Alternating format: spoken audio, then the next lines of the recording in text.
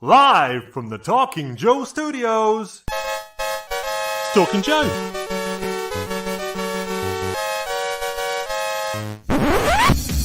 Talking Joe is on the air.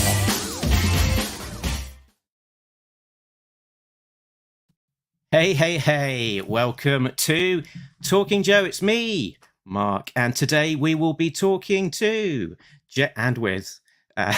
and from, hopefully, Jamie Sullivan, artist extraordinaire, who is doing wondrous work with his covers for IDW's G.I. Joe series. So we'll be talking to him very shortly, but before we do, let me introduce my co-host who will be helping me. It's Tim. I really want to talk Joe with you. It's a real American Tim. American Tim.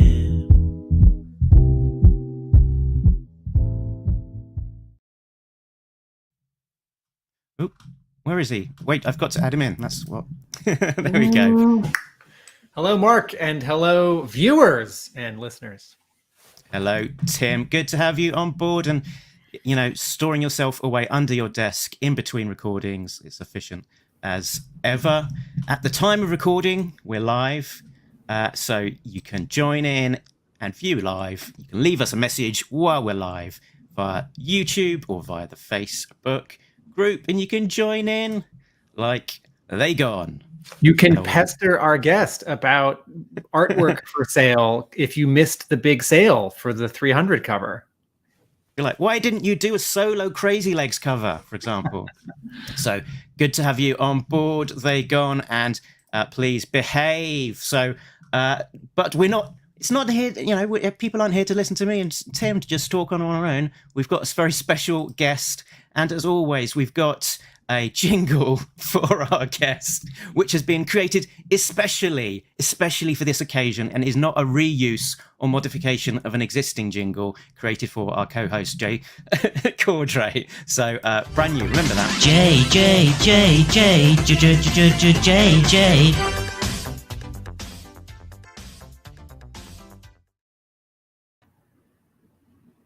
There he is. That was pretty ridiculous.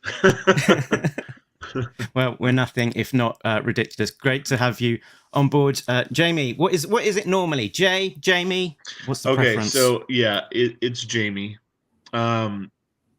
So I mean, I use Facebook, Instagram, and Twitter. I use all of them, but Facebook was primarily the social media platform I used, and I wanted something so when I was at shows, people would come up and talk to me. If they called me Jay, then I knew that I only knew them from Facebook. And if they called me Jamie, then I knew that I knew them in real life. And it made it easier for me to remember where, you know, I knew people from. Uh-huh. And so, yeah, everybody, it's really funny because, you know, on my Instagram page, it's Jamie. Twitter, it's Jamie. But on Facebook, it's Jay. And so that it just, everybody a ton of people call me Jay. It's funny. Didn't this happened with J. Scott Campbell when he broke into comics? Yeah, that was his pen name, and fans at conventions would call him that. But sort of his friends back home and his family called him, I think, Scott. Yeah. My buddy lived downstairs from me for many years, and after he moved, I would sometimes get mail for him, and he had this funny middle name. It's like Circus or something, which is not real. And I think he filled out one form once with that, knowing that many years later, sort of this pipeline of junk mail and fundraising would come to this circus man. Yeah. And it's kind of like that. Growing up, I had one friend that called me Jay, and it's because our other best friend was also named Jamie, and so he called me Jay the entire time growing up. And so it was odd for me. Because I started doing it maybe like 5 years ago, and it was odd for me. People would, you know, call me that. I didn't answer to it for a long time. I would like, huh? You're talking to me? Okay. Yeah. In all of this excitement, I did forget to sort of read out the blurb that I prepared. So here we go. For the people that do not already know, Jamie Sullivan is a cover artist for IDW's G.I. Joe: A Real American Hero comic series, creating nearly 30 covers. Wow.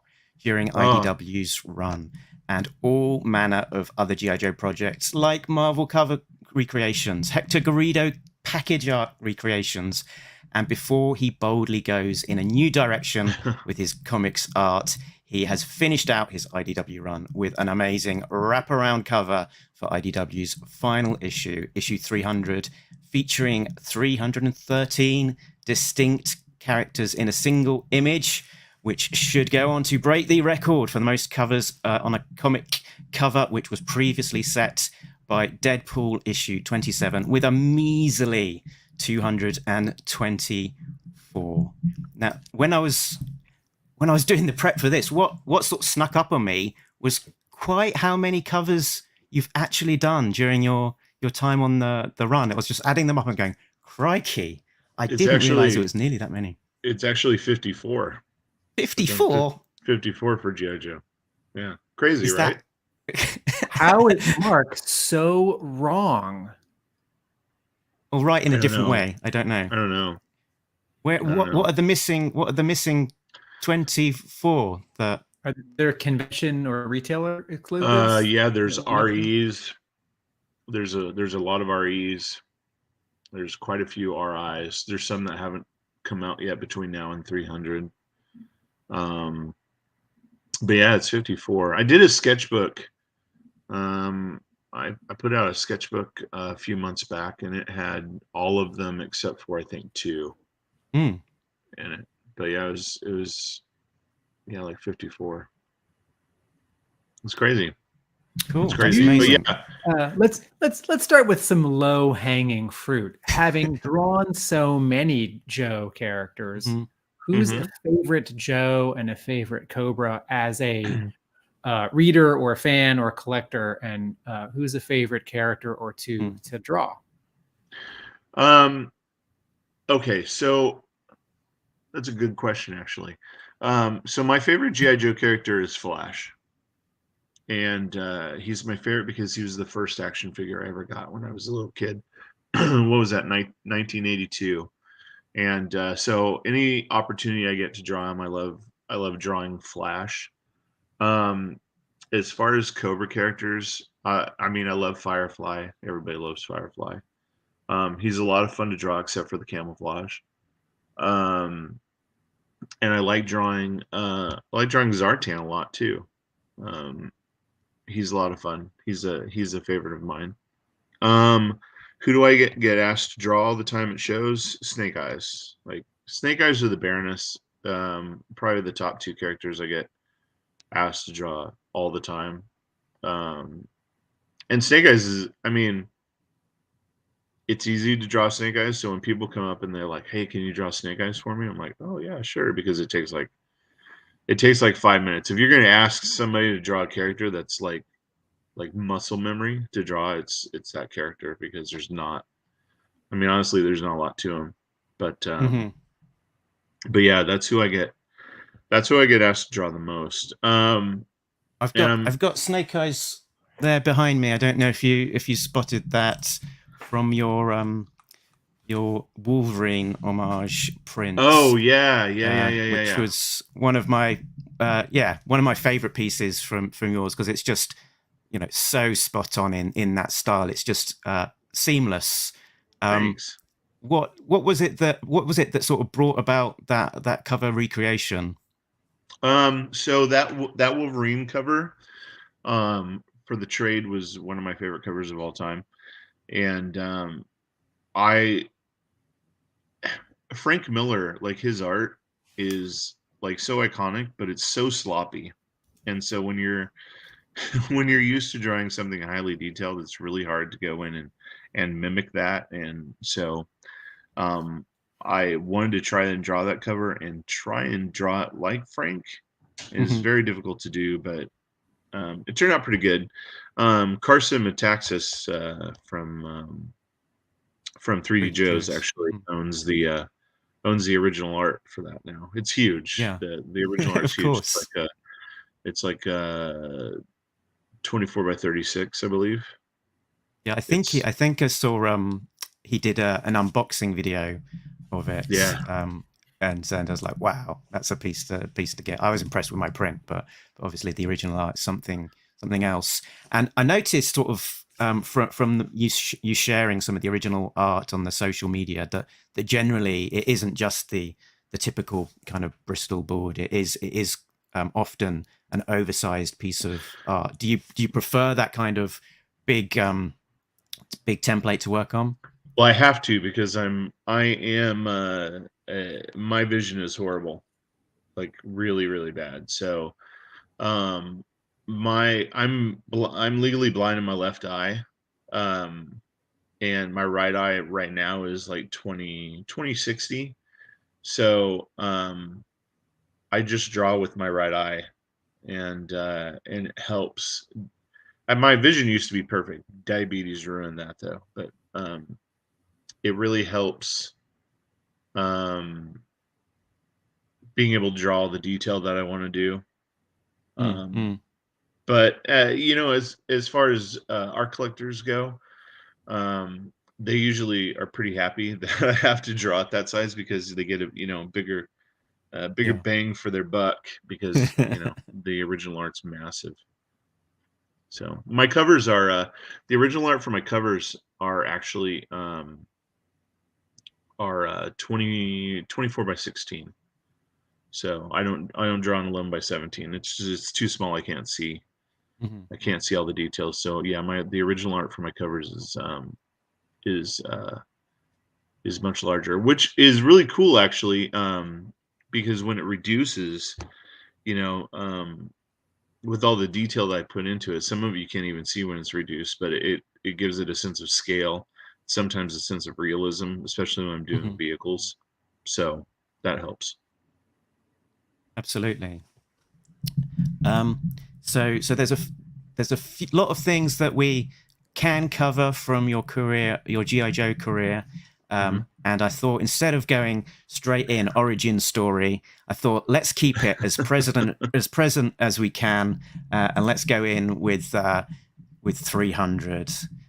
So that's obviously the big news of the last few weeks. So for Yeah, me, there they all are. this is the first I think a lot of people saw hinting at the 300 covers, a giant stack of paper with snake eyes on the front, and that's quite the stack of paper. Yeah. Do you want to tell us about kind of the origins of the project and how it all came about? Okay, so um why it's a stack of paper is I learned from my mistakes. So I've done connecting covers before, but the second connecting cover I did for GI Joe, which featured all of the GI Joe characters on it, um I drew as one big piece. It was the original art was like 6 feet long, 2 feet tall, and I stopped and started. I had to start over probably 3 times because Right. if I messed up like somewhere in the middle, it got to be the point where I couldn't do paste overs, so I would have to just start all over. And so when I got to the Cobra connecting cover, which is 296 through 300, um, because there were so many more, it was literally double what was on the GI Joe cover, and so many more vehicles. I drew them all individually and then scanned them because I draw Mm. I don't draw anything digitally. I draw it all on pen and paper, and so I scanned them and then put them all into the image. And honestly, that made it so much easier because man, if I would have drawn that just from the get go, like right onto the paper, the whole image together, it'd have been an absolute nightmare, and it would have been so much harder than the GI Joe one. Um, so I learned from all my mistakes on those, to draw all the characters individually and the planning process of how they would lay out. So I was talking to my editor at San Diego Comic Con.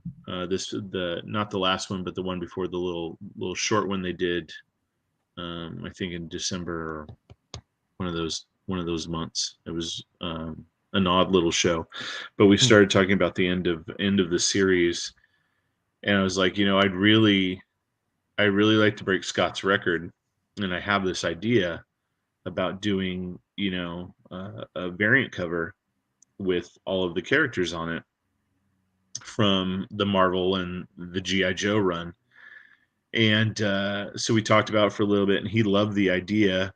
And so I kind of studied Scott's cover, and I looked at I guess there was a Joe and a Cobra cover from, I think it was Devil's Due or Image, that had like all the characters on it. And I didn't really want that like static pose of just a bunch of people just standing there. I wanted them all like, like it had to tell a story, like there was something happening. So I studied Scott's cover, and there was no way with the size of that logo and the layout that I could fit all the characters that I wanted to in that. And so we came up with the idea. My daughters and I, who my daughters are very talented. One's 17, one's 20. My daughter Audrey actually colored the cover. She does a lot of coloring for IDW. And my youngest daughter built a model out of cardstock of a Coliseum. So we could take pictures to kind of get the angle right, so we could see like exactly where we had to angle it from to fit every character into the space that we had. And it turned out pretty good. I mean, the planning and the positioning, a lot of the characters had to move. We had to add in extra rows to fill in the area, but it turned out pretty good. But yeah, it was a nightmare. It was a nightmare drawing them all. It took me 3.5 months to draw all of the characters. I was doing, on good days I would do maybe 10 a day. There's some days when life gets in the way and you only get 2 or 3 done. But yeah, it was an absolute nightmare. And it wasn't just me doing all the work. My daughter didn't just color them all when they got put on. My daughter colored every color and every character individually. So every character was colored in full. Honestly, that was probably the easier way, because that way you don't make any mistakes, is like you forget something, or I forgot to color that leg or whatever. So every character was colored before it got put onto the cover. So yeah, she did. So all of those legs that we don't see on the cover are colored. Actually been colored and drawn. Yeah. Let me that go. Was a nightmare. Screen. I have PTSD from looking at it. But yeah, it breaks the record. And so I knew I was going to turn it the G.I. Joe logo ended up going up in the top right corner, and then there'll be a barcode in the bottom left kind of covering Destro a little bit, but you'll still see most of them. But yeah, I thought it was very clever that you did predict, and I guess you've got a slightly smaller logo than normal as well, but you did predict it.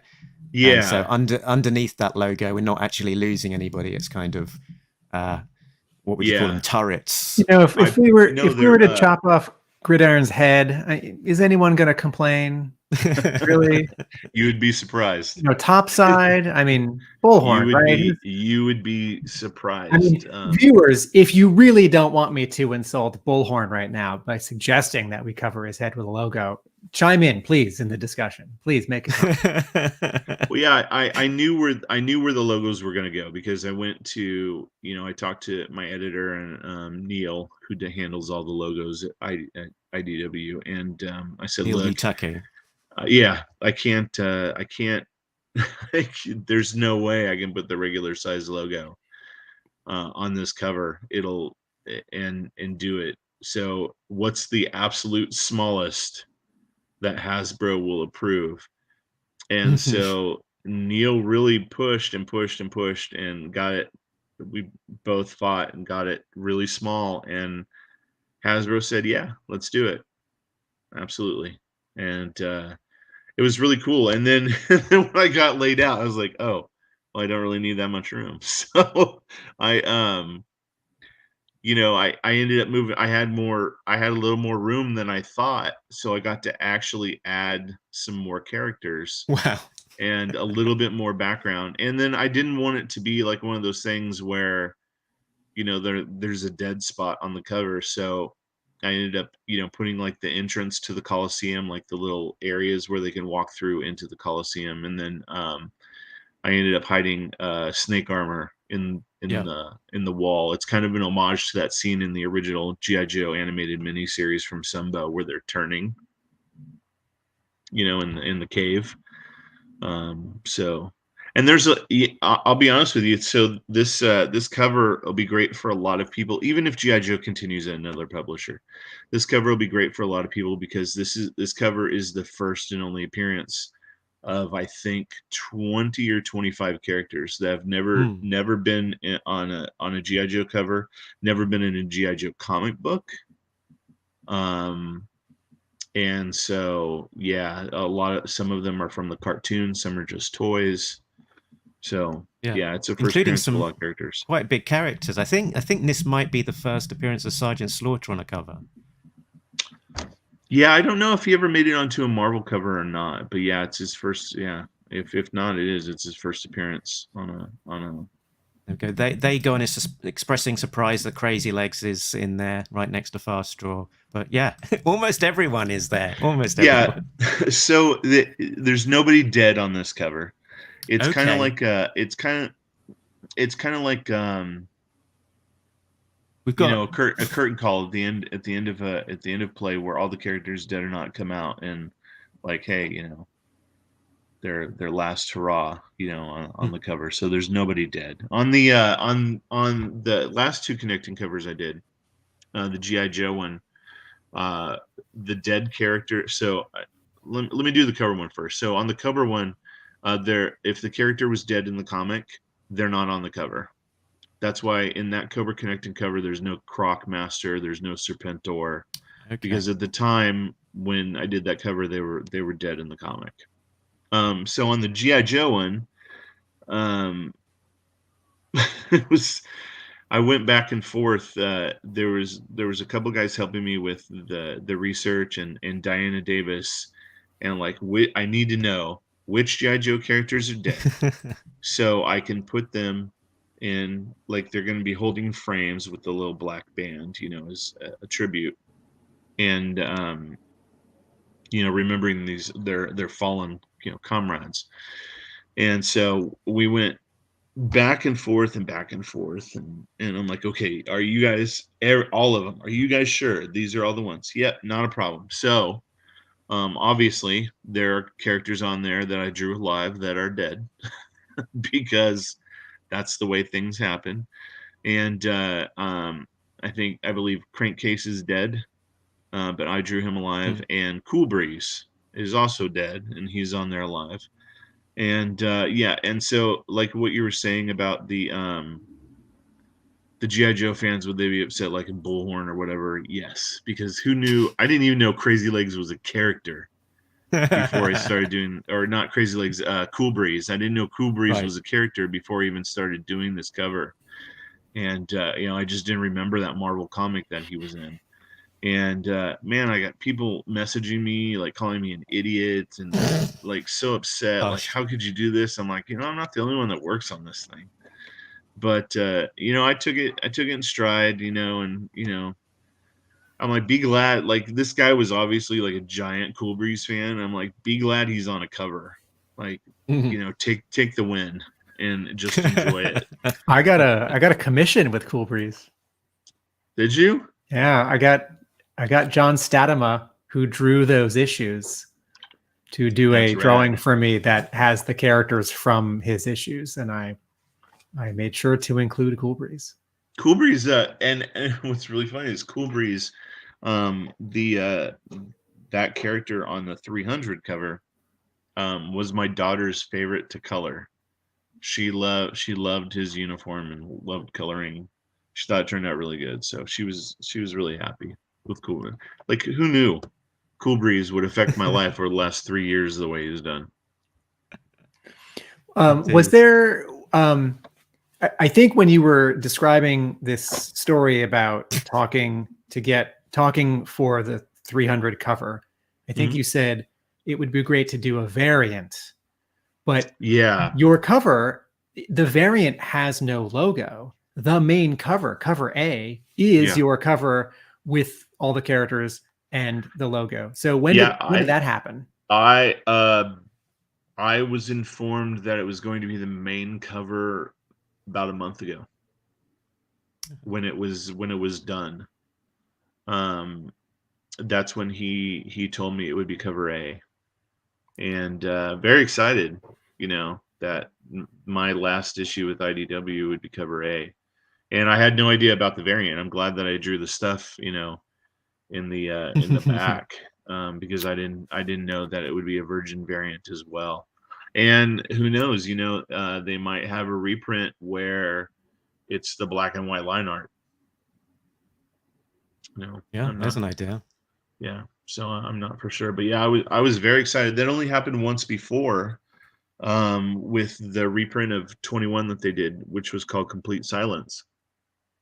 I had done this. I had drawn this Snake Eyes and Storm Shadow cover, where Snake Eyes was kind of like creeping around the Cobra temple, and Storm Shadow's dropping in behind him. And I just thought it was going to be used for a cover, a G.I. Joe issue cover down the road or whatever. So flash forward, and I'd drawn it, gotten paid, and flash forward almost a year and a half, almost 2 years after I'd drawn it originally. Tom was talking to me about how they were going to do a reprint of 21 and 21.5, and he's like, I'm on a strict budget.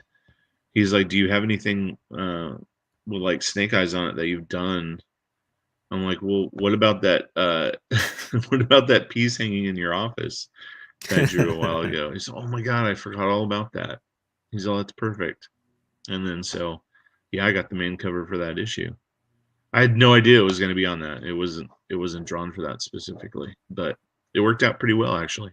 So even though Snake Eyes isn't in that costume, I originally had drawn him in the commando outfit when I had drawn it originally, but Hasbro didn't want the goggles, and they wanted him to have a sword in there at somewhere.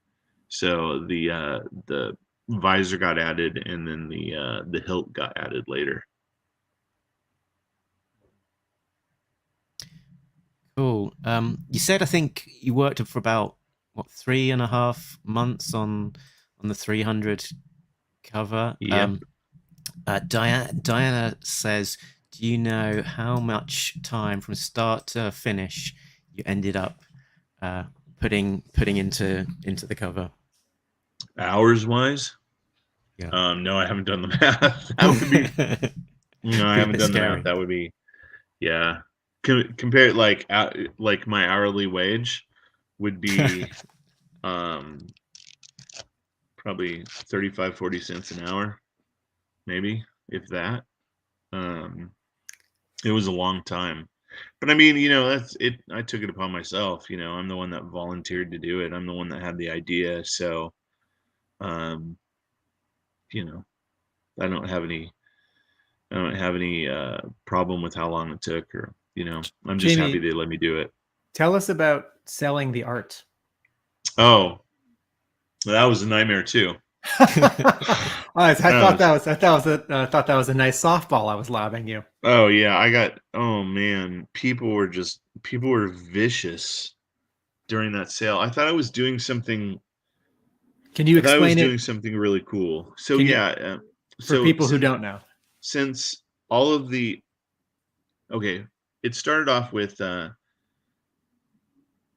like a lot of people, love original cover art, but I can't always afford it. Most of the time I can't afford it. And so I thought it would be a good idea, since I drew them all individually, I thought it'd be a really cool idea to auction off all. There was like 316 pieces total. I thought it would be a good idea to auction off every single one individually and make it affordable that a ton of Joe fans could own a piece of this cover. So I was like, I'll make a certificate of authenticity. I'll print up a little photo of that character's exact position on the cover, so you can see how it's the original art. And so we set out to do it on Facebook. It was just going to be like a 24-hour post, all 300 individually, and start them off all. The majority of them, I knew some of them would be ridiculous, so we started them off at higher, like Snake Eyes. Everybody wanted Snake Eyes, and some of them I had no idea would get into a bidding war. But I started them all off at like $30, $35, something like that. And it was absolutely insane. Absolutely insane. I put it up, and my wife and I and my daughters talked about it going into it. Like, it'd be super cool if we sold like 50 pieces. It'd be neat, if we sold 50 pieces at $30 a piece, And next thing I know, it was just, there were like 1,000 comments and tons of people sending me friend requests, people I'd never even heard of sending me friend, because my Facebook page is it's a public page, but to be a friend and to comment and to bid on things, you need to be a friend of mine. And so I jumped like 200 friends just during that, right before and during the auction. And there were these just absolutely insane bidding wars on some of the characters. So was each character its own thread or post, or were all them? It was like a typical comic book, like when guys go up and do like comic book sales where they post a picture in the post, and in the comments, they post an image of the comic, and then you bid on it. Each comment from someone else is just a dollar amount. Yeah, a reply to that photo is like a dollar amount. And I've never seen an issue, but then again, I've never seen one of those reply auctions with over 1,000 responses. So this was one. Sorry, were all the responses a variety of the characters, or were you listing each piece of art as its own? So I do each piece of art, okay, in the comment, and then you reply to that comment about, okay, if you're going to bid on it, and each one was a full dollar amount. And so, it started and it ran for 24 hours, and it started as soon as I put the first one on. And it was a nightmare. Facebook put me in Facebook commenting jail because apparently I'd commented too many times. So my wife had to continue on with it. And people were like getting really frustrated because they didn't know how to click the all comments part, in the top. So they were looking at like top comments, and it wouldn't put them in order of how I posted. And I'd had the people would message me like yelling at me. And I'm like, just click the all comments part and scroll through it. So and I'd have to explain to people too, the auction wasn't designed to where it would be super easy for somebody to go on there and buy everything. I didn't want one person to go through and just like, I'm buying the entire cover. I'm going to outbid everybody. I wanted it to be like where everybody got an equal opportunity to get something. So it would end at different times. It was like a rolling end to the auction. And all but 64 pieces from the cover sold. Most of them were G.I. Joe characters that didn't sell. I think it's because they were early in the auction and it already closed before people could go in and see them. But then, when it started to close, people were getting pissed off because I didn't end every single one of them at 3 p.m. on Sunday. I couldn't, because I have a personal page and a business page, so I can't just like end the whole thing. I have to go through and select the person that won. And so people were getting pissed. They're like, "Oh, I outbid this person," and I kind of got fed up with it, and I was like, "Look, I'm trying to do like a nice thing for everybody, and you guys are making it really difficult to be like cool about all of this." And I was like, if you guys want, and finally I was like, if you got a problem, I can cancel your bid right now. And I had my wife going through like, okay, cancel that person's bid. They don't want to, be a part of it. It's fine. And only had to do that for a couple of people cancel their bids, but yeah, it was an undertaking. And are you now on the point where some payments are coming in and you're shipping out some art? Oh yeah, it's all gone. It's all gone. We shipped it out. Can I share that? It's been turning up in these beautiful looking envelopes. Yeah. I wanted to put together like this cool like Cobra file, and even did like the twine, tied around it like old school. Jamie, on the one hand, as someone who likes getting mail, and who likes things that are designed and thoughtful, this is a delight to look at, and I'm so happy that you went the extra mile. Did you mention a certificate of authenticity and also like a cover key? Yeah, I did. Well, I did there was a COA that said for every single picture, said the character's name, and it was signed by me, and it was signed by my daughter. And then we printed out 3x5 photos of that specific character where they were out on the cover. So a close up of where the character's out on the cover, so you could see the original. So you could see how the original art fit in to the cover. So as a person who likes to get things and see things, this is all delightful and thrilling.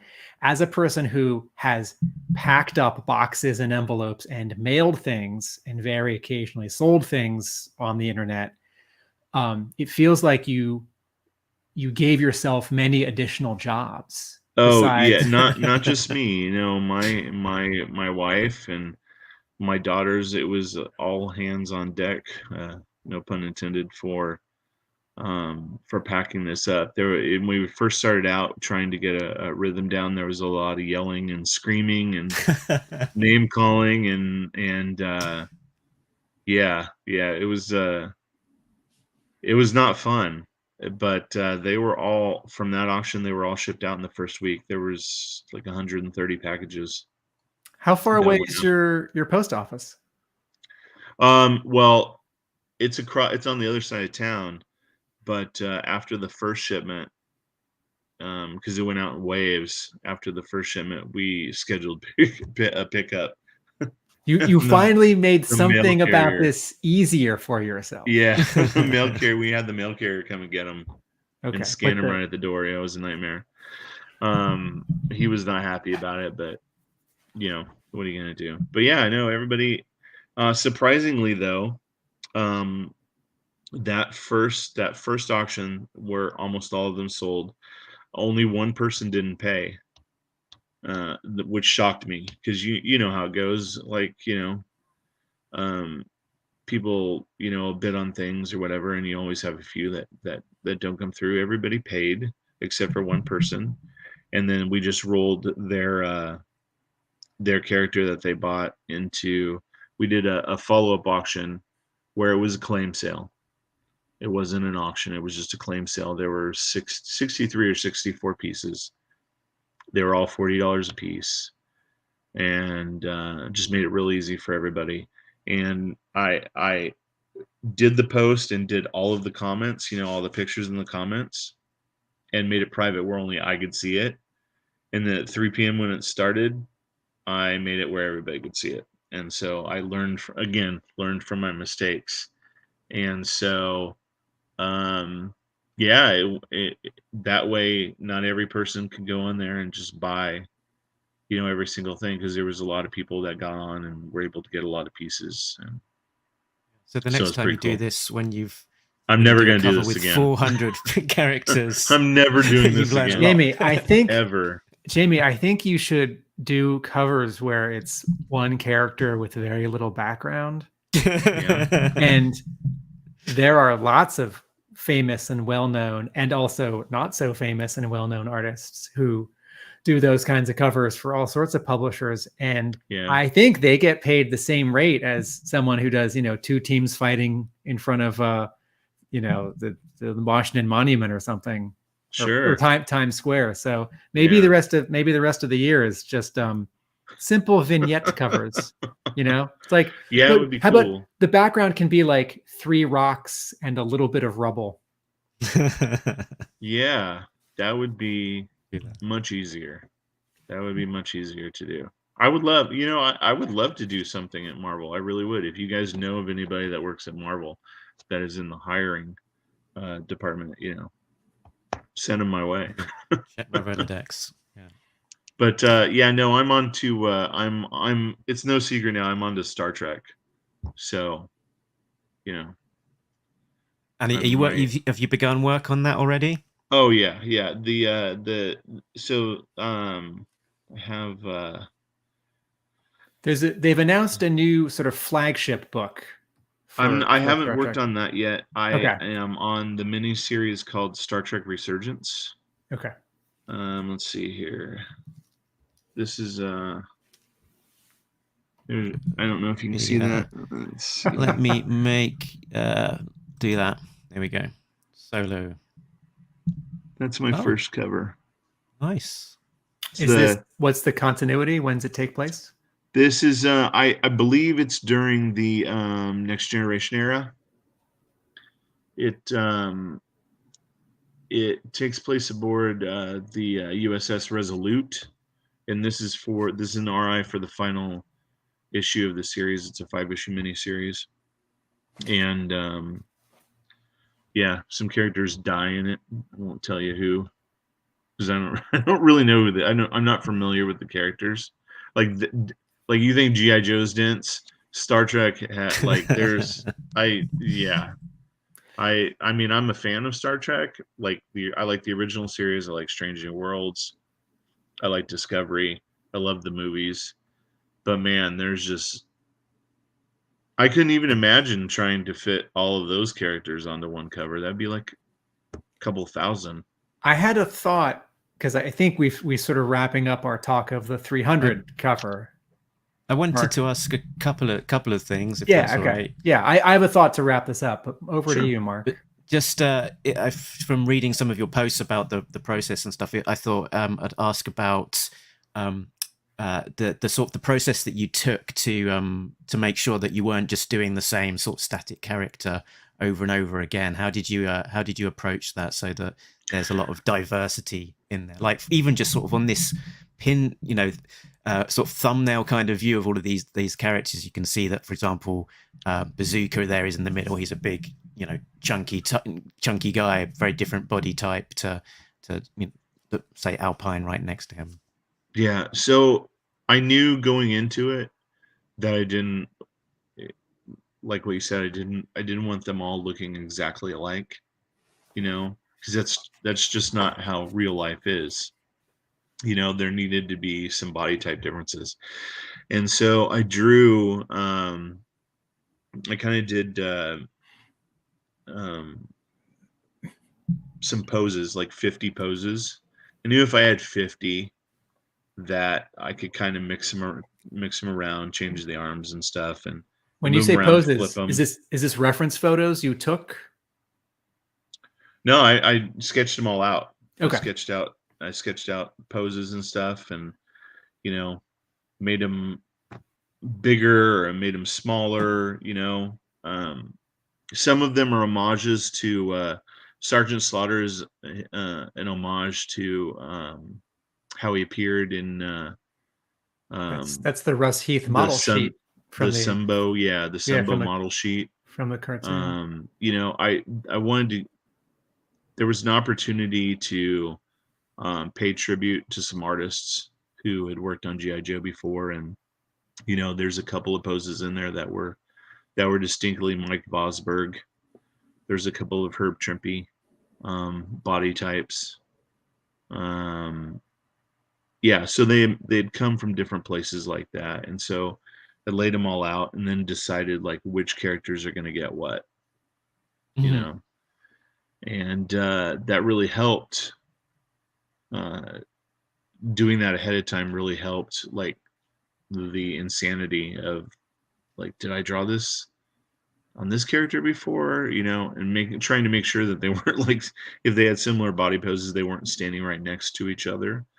Um, it's kind of like, so like, you know, the ones I was talking about, I think they were Devil's Due. Don't quote me on that, but I think they were Devil's Due. The GI Joe and the Cobra, where they're like where the GI Joes are standing in front of like um, Capitol in Washington. Yep. Yep. They're all exactly the same body type and exactly like the same pose, and I didn't want that. I thought it was, for this many characters, I thought it would be uninteresting and really wouldn't tell a story, because if these guys are like filing in to a coliseum and the fight's just starting down below, you know, the closer you got to it, um the more active and energetic, you know, they would look, you know, like they're getting ready to get into the fight. And then the people at the top are kind of just coming in, so their pose is a little more static, like what's going on, you know, what do we do? And so that's why it kind of goes from where, yeah, there's a lot going on at the bottom where they're really active, to they're more static at the top. Jamie, is this a Photoshop file with 340 layers? Oh God, no. There's the file. Oh, because of colors. Is this a Photoshop Yeah, file with 700 layers? the file had, I think, 3,800 layers. Yeah, it was massive. It's over a gig, or almost 2 gigs. I had a question for the poses that for a few characters they're tooled up, like Torpedo there. He's got the pistol. Yeah. You know, against the fist fight in the front. Did you ever think about the weapons, the accessories that might feature in the No, art? because I knew going into it that a lot of them you wouldn't be able to see unless they were specifically holding up a gun. I knew that you wouldn't be able to see it. It would be too much. Just absolutely too much. I don't how do I explain it to you? It's hard when you're putting it together to figure out a pose where the weapon, like in this instance, where the pose makes sense, holding the weapon out, where it's not going to hide another character. So even with Torpedo and Cutter, and when you're putting that pose together and their arms are up, you have to think, where do I position them so their arms don't hide somebody that's right next to them? So a lot of times their guns would be holstered, or, you know, on their backs. That's the only way to do it, and cram this much stuff into the cover, you know. Right. And the thought that occurred to me just a few seconds after finding out all of the details of all of this was, you know, you've got a comprehensive sort of catalog of all of these characters. Mm-hmm. What a great opportunity! You've like an order of battle, just have a page per character. Do you think something like that might ever happen? Did you talk about maybe a coloring book? I did. So we're trying to figure out. So the problem, I want to do a coloring book. Somebody mentioned it, but my daughter and I and my wife had already talked about doing a coloring book before. With this, it would require just doing. It'd probably draw about maybe 20 or 30 backgrounds. That's it. And then, you know, some of the characters would share backgrounds. We'd just make sure that they weren't like right next to each other. But so we have a couple of companies that print that stuff, but we're trying to, you know, it can be cost prohibitive. So we're trying to figure out, like, do we print just one one coloring book that has all the characters in it, or do we do a G.I. Joe coloring book and a Cobra coloring book? And how much is that going to cost? And how much are we going to have to charge for it? And how many people are actually going to want it? That's where the problem is. And I don't want to do a Kickstarter.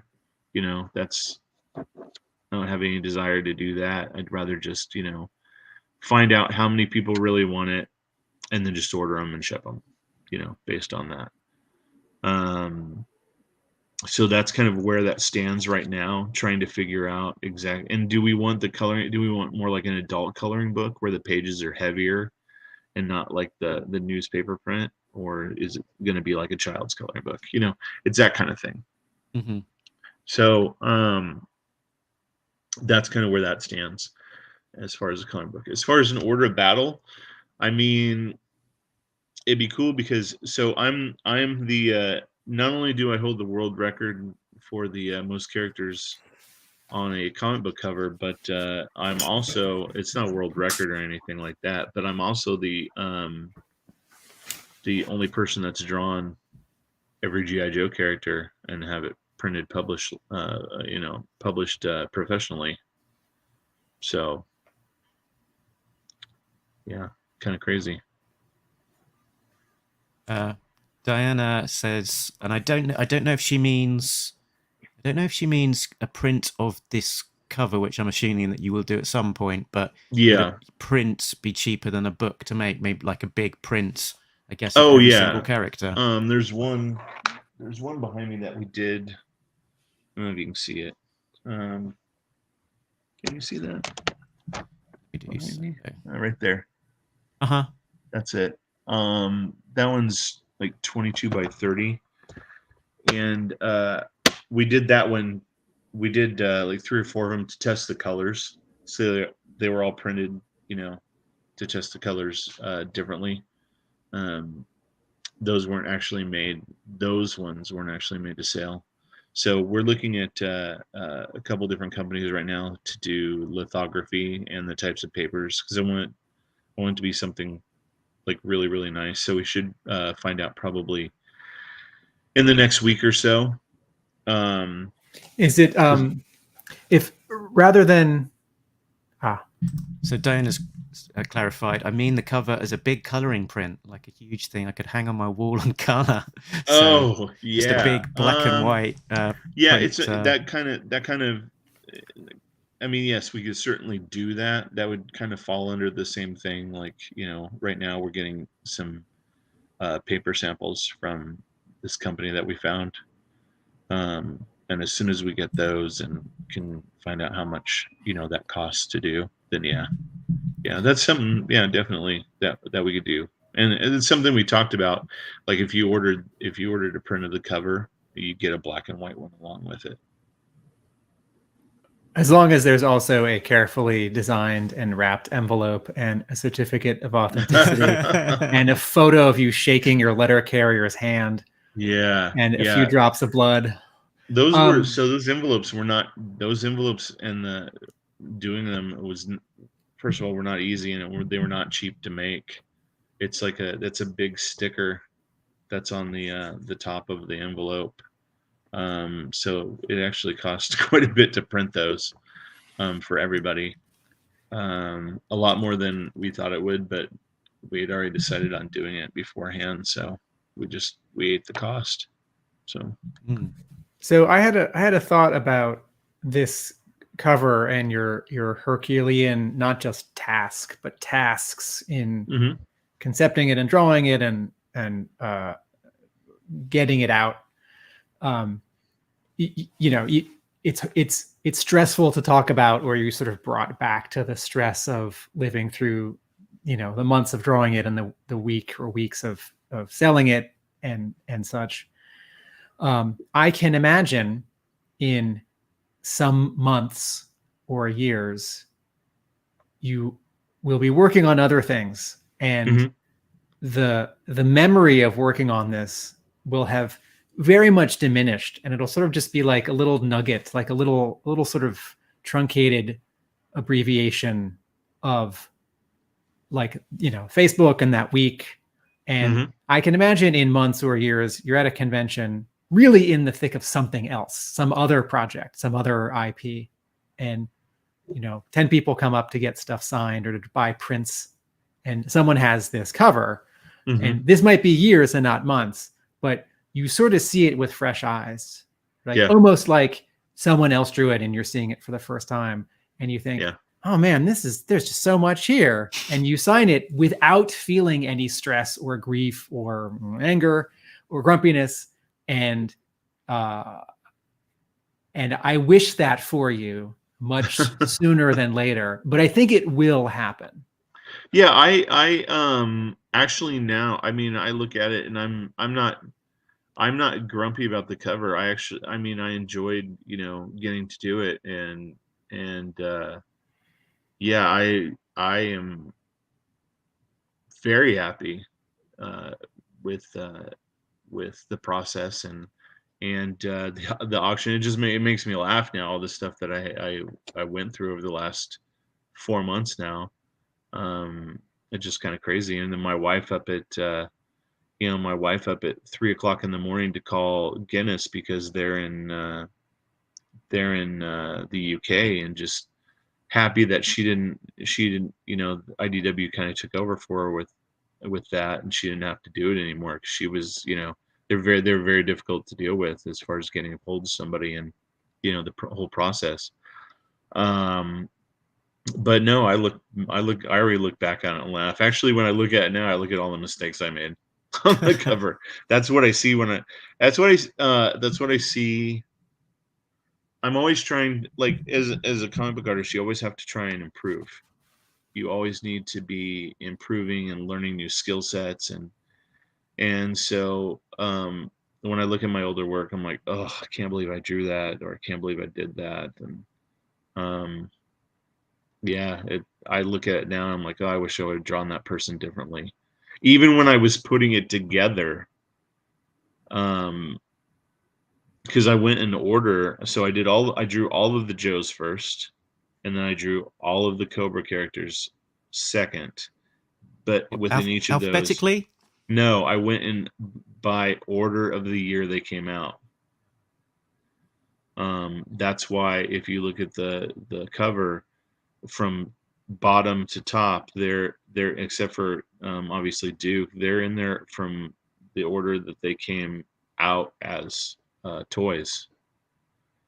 The newer they are, the further up they get. I mean, there's obviously some you have to put all of the October Guard together, so they're at the top. You have to put all of the Renegades together, even though they didn't. Sergeant Slaughter came out well before them, but you have to keep them together. Even all of Battle Force 2000 didn't come out the same time.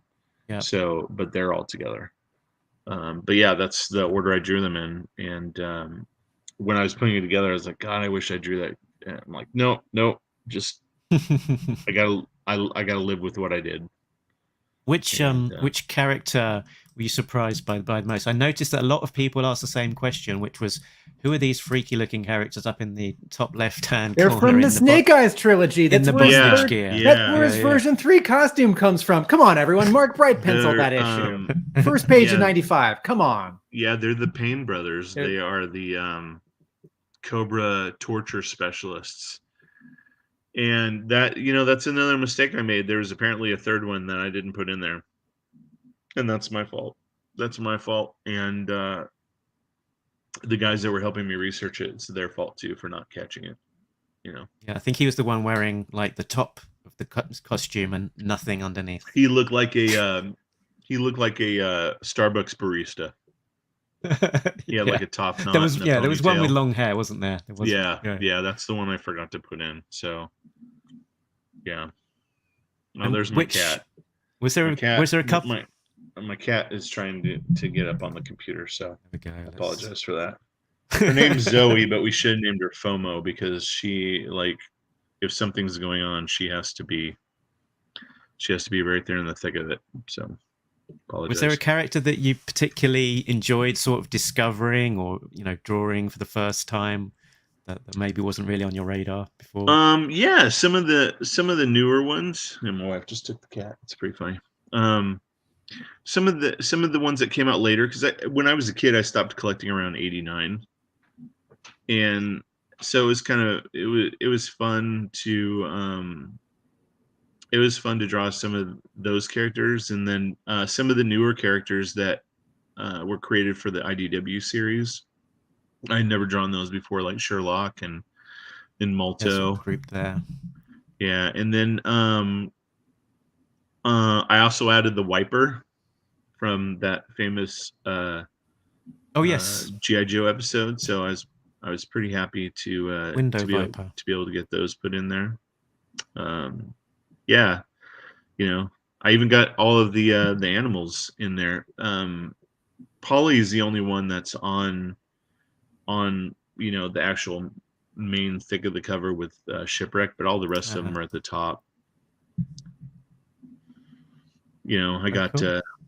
Order and Law, or Order and Junkyard and Freedom and Max and Fiona. Fiona's up there.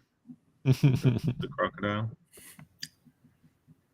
Yeah, so it was a lot of fun. Cool. Did you have a concluding thought on this, Tim, that you wanted to? Oh, I did it. Oh, you did it. Cool. Yes.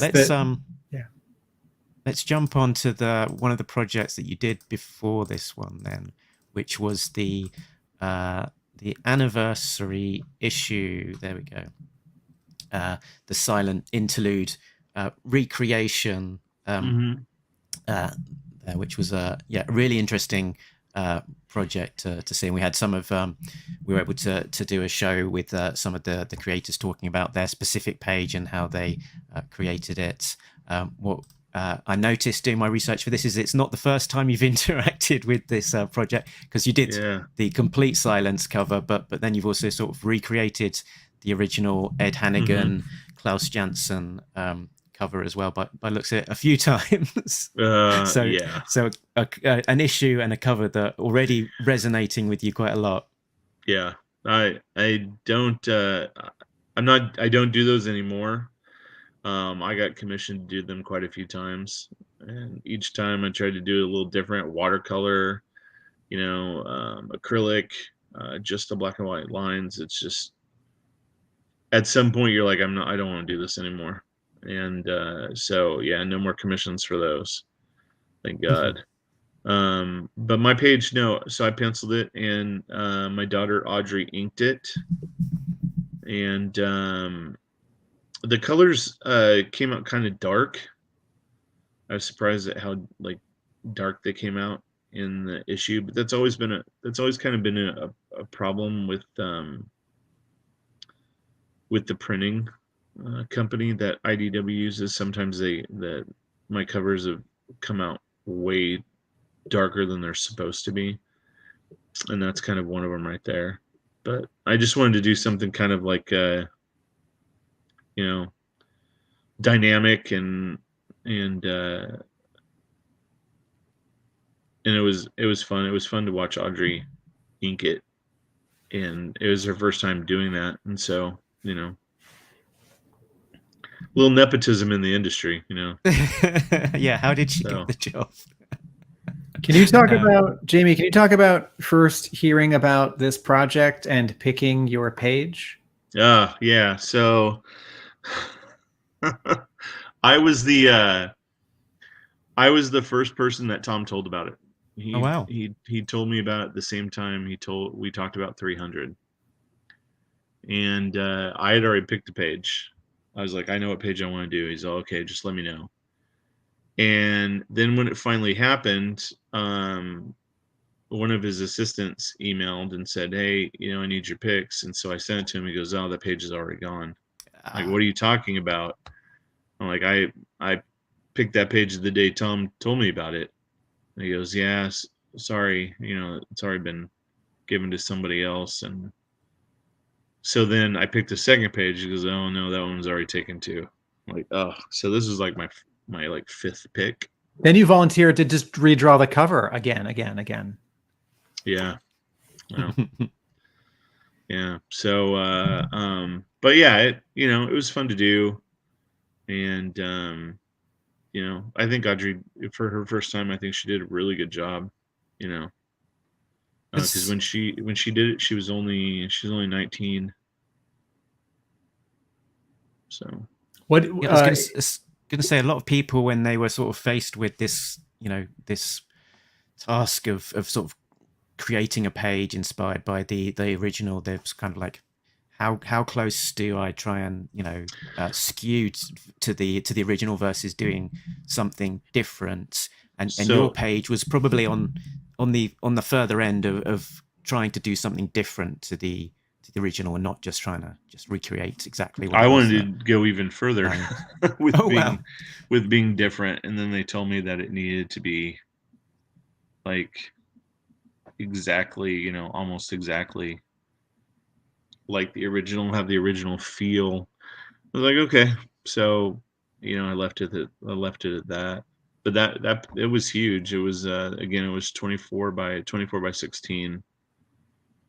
are you describing an initial sketch or a drawing that is a very different approach, and then you drew something different? Or are you talking about Yeah, an email exchange? no, Oh, I drew it. I drew it very differently because we had to send in our pencils for approval, and yeah, I was kind of reined back in a little bit, and what about that first take is so different? um, probably the layout and the amount of panels. I tried to tell it without. There was only two panels, so it kind of flowed together. Um, Visually, it was a little more interesting. It was more like it would look a little more like a painting, I think, all said and done. I might even that's the other thing too, is I when I originally approached them, Tom, I was like, I want to paint it. The page I wanted to do a painting. And then because of what they wanted when all was said and done, um, because everybody's like work was so different, um, they wanted all the color. They wanted one colorist throughout the book, so the color palette would be the same throughout the entire book. And so the painting idea was out the window. And so that's kind of what sparked the change. Hope that answers your question. Yeah. It'll be interesting to see your original take on it. You should stick it up on. Yeah, maybe if you someday. can. Are you sitting next to it? Can you hold it up to the camera? No, I'm not sitting next to it. No. Could you be? No, it would probably take me half an hour or more to find it. Okay. I have just like stacks of stuff. Cool. So actually, let's take this as a segue to go sort of back into the history of the things. Then that this is recreating issue 21, which dates back to close to the beginning of the Marvel era of G.I. Joe. Where did you first encounter G.I. Joe in the comics, the toys, the cartoon, and what did it has it seems from your the amount of work that you've done on the brand, it must have really resonated at the time. Oh yeah, I've been a fan of G.I. Joe, Real American Hero, since '82 when it came out. Like I said, my first figure was Flash. My second one was I got Flash, and I got the Jump Jet pack, and then I got Breaker and the Ram Cycle. My last figure from that first wave was Scarlet, because I just couldn't find her anywhere when I was a kid. But yeah, I was a huge fan. Of course, I had all the Star Wars toys. That's the generation I was from, and I love Star Wars. And G.I. Joe came out, and the fact that you could pose them more, and I loved the vehicles. And so yeah, that was my first exposure to them. Absolutely loved the packages. I love the art on the packages. and that's where I came from. That was my career, was the toy industry before I got into comic books. So G.I. Joe is one of the major influences on me. Can you tell us about that? Can you tell us about working in the toy industry before comics? Yeah. So I did my time at Disney, and my more famous stuff, as far as like working for smaller companies, you get credit for doing the box art and stuff. Like I'm pretty well known for doing all the package art for Robotech for Toynami. I did all the retro painted box art for them. I did all the figure art for the card backs for Toynami. I've done the card backs for like Fresh Monkey Fiction. I did the box art for the SoCal Joe show. I did a painting for them of Monkey Wrench on a Dreadnought cycle that they ended up using. Had I known where the placement was going to be, I probably would have done it differently. But I'm doing another one for them, which is kind of fun to do. But yeah, I worked a lot of years in the toy industry doing layouts and designing boxes and Were you freelance? boring stuff. Were you working on staff at toy companies? I'm freelance now. Toynami, I was freelance. It was 1099. At Disney, no, I worked for the company. Yeah, it was 6 years of my life I'll never get back. But that's the way it works sometimes. So did you at what point in your youth did the G.I. Joe comics get onto your radar? Was it all at the same time as the No, well, I mean, yeah, it was all within that same probably year. The first comic I got from G.I. Joe was I believe it was issue 4. I was in we drove up to Spokane, Washington to visit some of my grandfather's relatives, and there was a convenience store about 6 blocks away from their neighborhood, and I went in there and I saw it on the rack for the first time, and I bought it, and it was it wasn't what I expected. So it was an interesting read. Some of the stuff I didn't understand, because it was, Larry wrote it, some of it is very adult. And so I didn't understand some of the things. And then when we were driving home from that,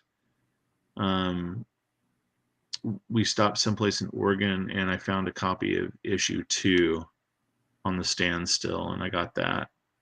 And I didn't have issue 1 until much later, probably until around issue 30 did I find issue number 1 at a comic book shop I used to go to when I was a kid. Look at that. Speaking of Star Wars 2, Adventures cover, yeah. Did this one actually saw print, did it? It was the Panic at Echo Base. That was on the which publisher was that? IDW. IDW was supposed to be for Star Wars Adventures. Went back and forth with Lucasfilm, who I've had dealings with in the past, and they wanted changes. They wanted Chewbacca to be larger, and so I was explaining to them the physics of snow, and that if I drew him larger, it wouldn't look right, because he's really sunk down far in the snow. And we went back and forth, and by the time I was like, okay, then I'll just I'll change it and stuff, that the opportunity had passed. So the issue that was supposed to be on came and went. Is dragging feet on both sides, but yeah, great homage to the issue 2, the Panic at the North Pole. Thanks. Very pitch perfect. Really like that one. Yeah. So sorry, you you were talking about your early collecting of G.I. Joe. Yeah, and that's kind of that's where it started. Um, you know, the little town that I grew up in Northern California, we had like a little like a five and dime shop, like a mom and pop, and it was called Anderson's, and it was just down the street from my grandfather's barber shop, and um, so I would go down and get comic books, but there was also another guy. There was a guy who lived in town that collected comic books also, and so my grandfather would buy comic books for the barber shop to sit on the rack, so when people were waiting, they could read them. And then I bought them for me, and then this other guy in town bought them because he collected comic books, and so it was kind of like whoever could get there first got them, because they had one copy of each. They get a box in, and it was random stuff, and um so yeah, it was I got a lot of the DC comics because he bought mostly Marvel, and occasionally I get a GI Joe comic book. But there were times when I get X-Men, and I'd find out that he got really upset because I buy the X-Men comics, because that's one of the things he collected. So, you know. When did you discover your first comic book store, or when did you have a regular comic book store? Oh, I didn't see an actual comic book shop until I was in my late teens, probably my mid-teens. I got a job. I got a job sorting back issue bins and repricing stuff at this comic book shop called Game Warden in Yuba City, California, when I was 15 years old, and that was my first exposure to an actual like working in a comic book shop. I'd gone to there was a comic book shop when I was younger, but it was further away. It was in the Sacramento area, and it was called Comics and Comics. And I would go there, my mom would take me, and she'd go do shopping and stuff and just drop me off. And I'd go in there, I'd be in there for hours and I didn't care. And I buy comics like Grindel, like where it was, rated for mature, but the guys behind the counter didn't give shit. They didn't care. And I thought I was getting away with something, because there was nudity in some of those, and man, that was like the coolest thing ever. Was other kids would be like, oh, I had some of my dad's beer, and I'm like, did you see this comic book I got? I was more excited about that than anything else. And yeah, those two places, Comics and Comics, and working at the Game Warden, were what kind of solidified my love for the medium, and yeah, no turning back after that point. So what was the trajectory from there to, I guess, your first cover for GI Joe? What are the connecting dots? So I had worked for Disney, and then I left there, and then I went to work for Hot Topic, and I was like, Hot Topic, while it was a good company, it was a good experience. The only two people there that were, or the only three people there that were older than me, were a woman that worked in payroll, another woman that worked in buying, and the president of the company. And so, I talked to my wife. I was like, I want to open up a comic book store. And so while I was working at Hot Topic, we went about going through the process, and we opened up a shop in the town that we were living in at the time, and we stayed open for about 6.5 years. And while I was there, I'd already known a lot of people in the industry from being a regular at San Diego Comic-Con, and just the people that I knew from what I had done for a living. And I met Tom and a few other people that worked at IDW, because our shop was so close to their home office and where they lived. We'd get them up for signings all the time, and so we were a huge supporter of IDW. Well, the shop had closed, and about a year later, I ran into Tom at San Diego Comic-Con. He was like, "Hey, you can draw, right? You used to draw, right? And I was like, yeah, I did it for a living, before and while we had the shop open. And he's like, well, I'm taking over as editor on GI Joe, and I always remember you saying that you know the brand really well. And I was like, yeah, I mean, I know all the toys and the characters, and I buy the comic from IDW. And he's like, would you be interested in working on it, and like doing covers or maybe interiors? And I was like, yeah, I'll try out, I'll do a cover or something. And so he gave me exactly what he wanted. Like, this is what I'm thinking of, and that's what I drew. And man, I got ripped apart by people just left and right. They're like the Arashikage symbol isn't the exact size it should be. And I used I was trying to make the plane look realistic, so I used a warthog for the Rattler, and they're like, no, that's not what a Rattler looks like. And they're like, Zartan looks too effeminate. And then my argument for that was like, how do you know what Zartan really looks like at all? And the one thing, the biggest glaring mistake is nobody said anything about on that cover was because of how it was positioned. The monocle is on the wrong eye on Dr. Mindbender, but nobody said a word about that. And so I told Tom, I was like, well, I guess I'm never working on G.I. Joe again. He's all, don't listen to those people. It's just a comic book. You're going to be fine. And then he's like, I got an idea. He goes, think about what it was like playing with the toys in your backyard as a kid, and like what you imagined and stuff. And he's like, I like you to do a 5-issue run of like the vehicles and the figures, like how you imagined what it was like playing with those when you were a kid. And I was like, okay.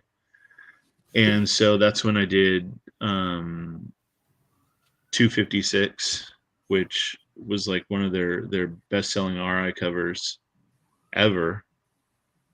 And yeah, he just kind of let me loose. So, and then the next one, I forget what the next one was. So I did one with that, one with the Conquest. and these were just all like ideas I had when I was a little kid playing, out in the field behind our house, putting my Terradrome in one of the dugout trenches that they're putting pipes in, and flying my planes in there to attack it, and playing with the HISS tanks and the Skyhawks. And yeah, that's all stuff I imagined when I was a little kid, and then just drew them as covers. And after that, after these covers too, Hasbro just kind of like let me loose.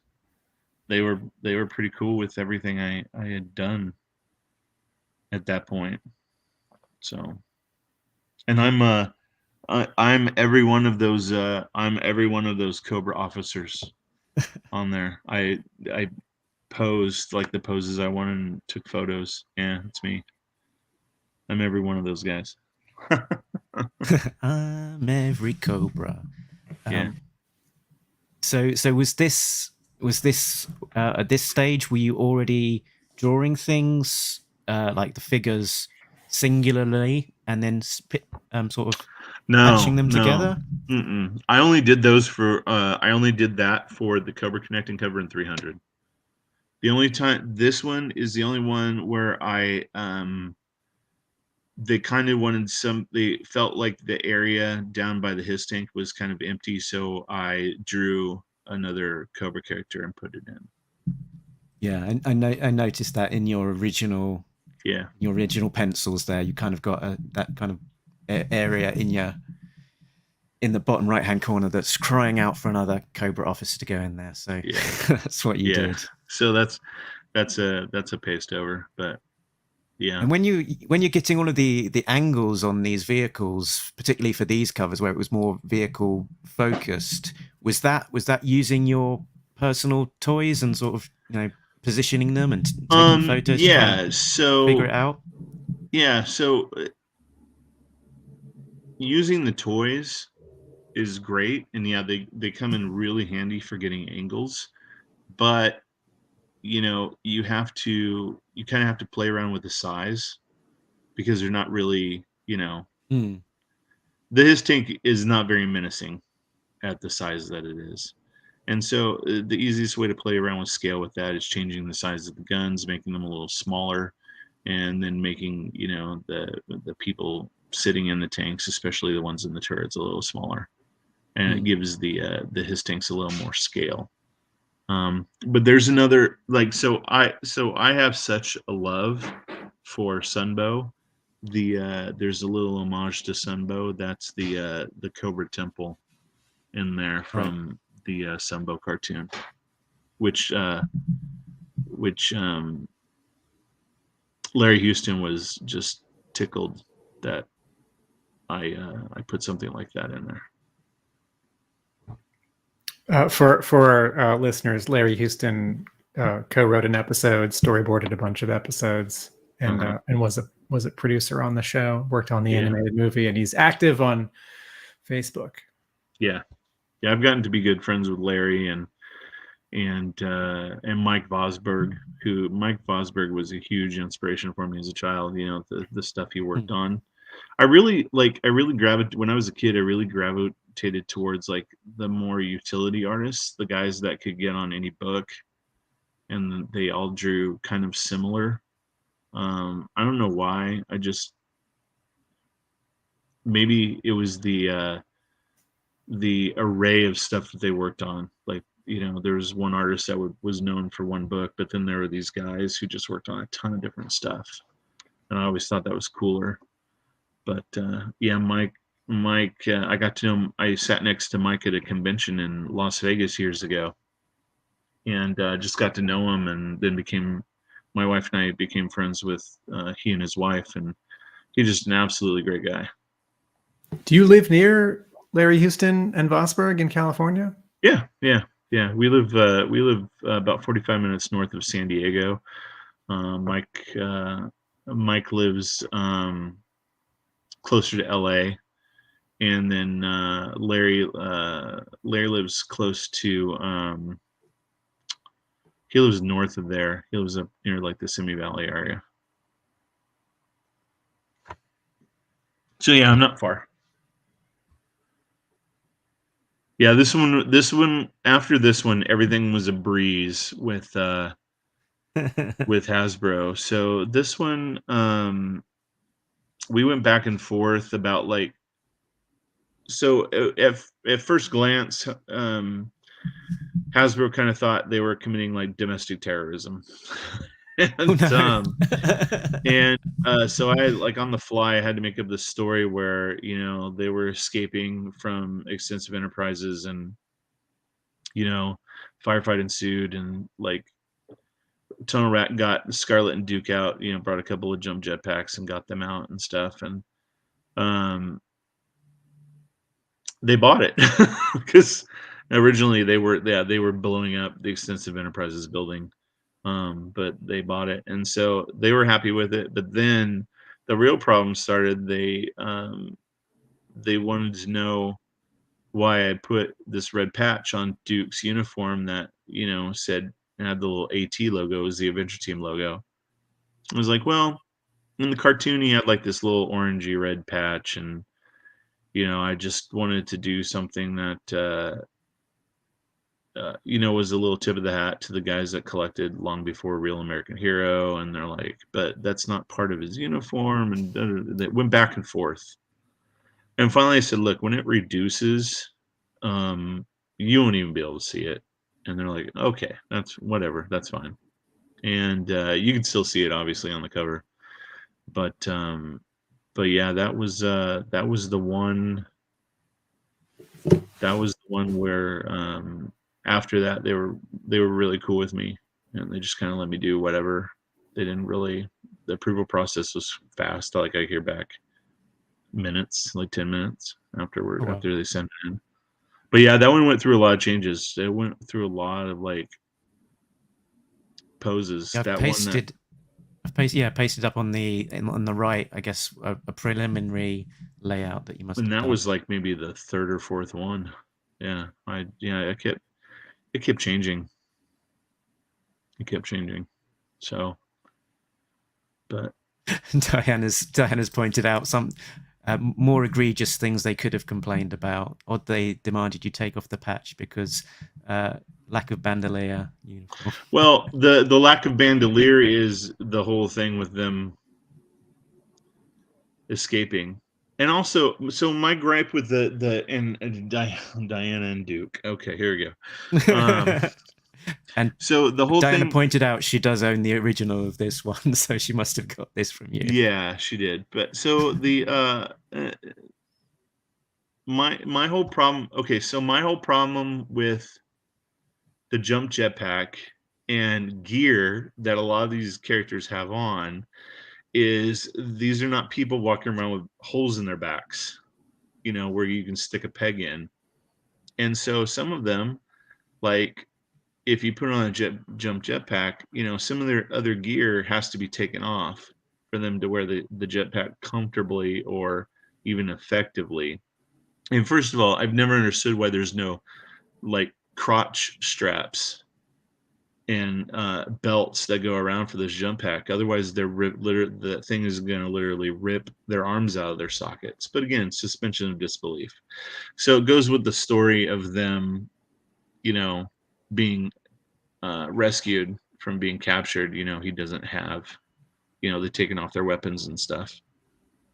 So he doesn't have the bandolier. Is this the first appearance of Tunnel Rat's hair?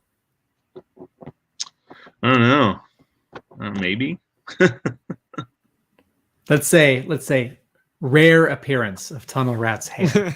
Right. Since every time I decide that something is the first appearance of something, Mark or a listener points out where it actually showed up 40 issues ago one time. There you go. See? And Diana fairly notes that there's no jump jet controls, and there never have been. So yeah, there's not these things. They hold that gun. Actually, it's the it's that metal strip that Duke puts under the the mind control headband. Yeah, that lets him disrupt it. I think he's wearing it in those goggles, and he just thinks forward, slow down, speed up. Sure. Yeah, sounds about right. Let's go with that. Cool. Going on through the Cobra's Venom, the Hydrofoil cover. This one was an exclusive. Yeah, that was for Yojo Depot and LA Comic Con. Diana's husband colored this for me. And I've got the an original layout there on the top left-hand corner, which you mixed up for the for the final published cover. I think you touted that this might be the first one of a Cobra interconnected cover, which never came to pass. So no, this was so I'd done the G.I. Joe connecting cover was the original 12. Yeah. Joe's, and so this was kind of like the companion cover that featured the original 3 Cobras. And yeah, and there was this was the three original figures, so it was the original 13 and the original 3. Okay, that makes sense. Yeah. And the cardboard rocket base. Yes. Yeah. First appearance of this in the comics? Probably. I think hiding in all that smoke is Tunnel Rat with his with his bandana off. So there's actually a lot of little things in the cover there, little like Easter eggs hidden. What does it say on the bottom by the Cobra soldier's knee? What does it say under the little blue monitor? I don't know. It says Jamie Sullivan. Oh yeah. Yeah, no, there's Jamie's logo. Right. Yeah, and there's also I mentioned Mike Vosberg and Herb Trimpe on it in the cover. Oh yeah, from down here. It says from Herb and Mike. It says. Yeah, it's just for Four. Herb and Mike. Oh, yeah, 4. Mm-hmm. Yeah, because this was really my best, like my best imitation of Herb and Mike's work. And then I think I put something over on one of the crates. I think I put like Sears and Roebuck or something like that. Yeah, Sears and Roebuck. Yeah. Which it was, from their catalog.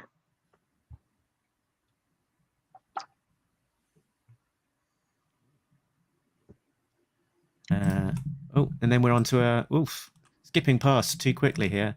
This is one of your last couple of solo covers that you did for solo characters. Mm-hmm. The low light for 278, again colored by Mr. Davis. Yep. On this one. I wonder, this looks quite different to a lot of your other covers. A lot closer to kind of Tim Bradstreet sort of Punisher kind of vibes for me. Sure. Were you playing with a different sort of approach for this one?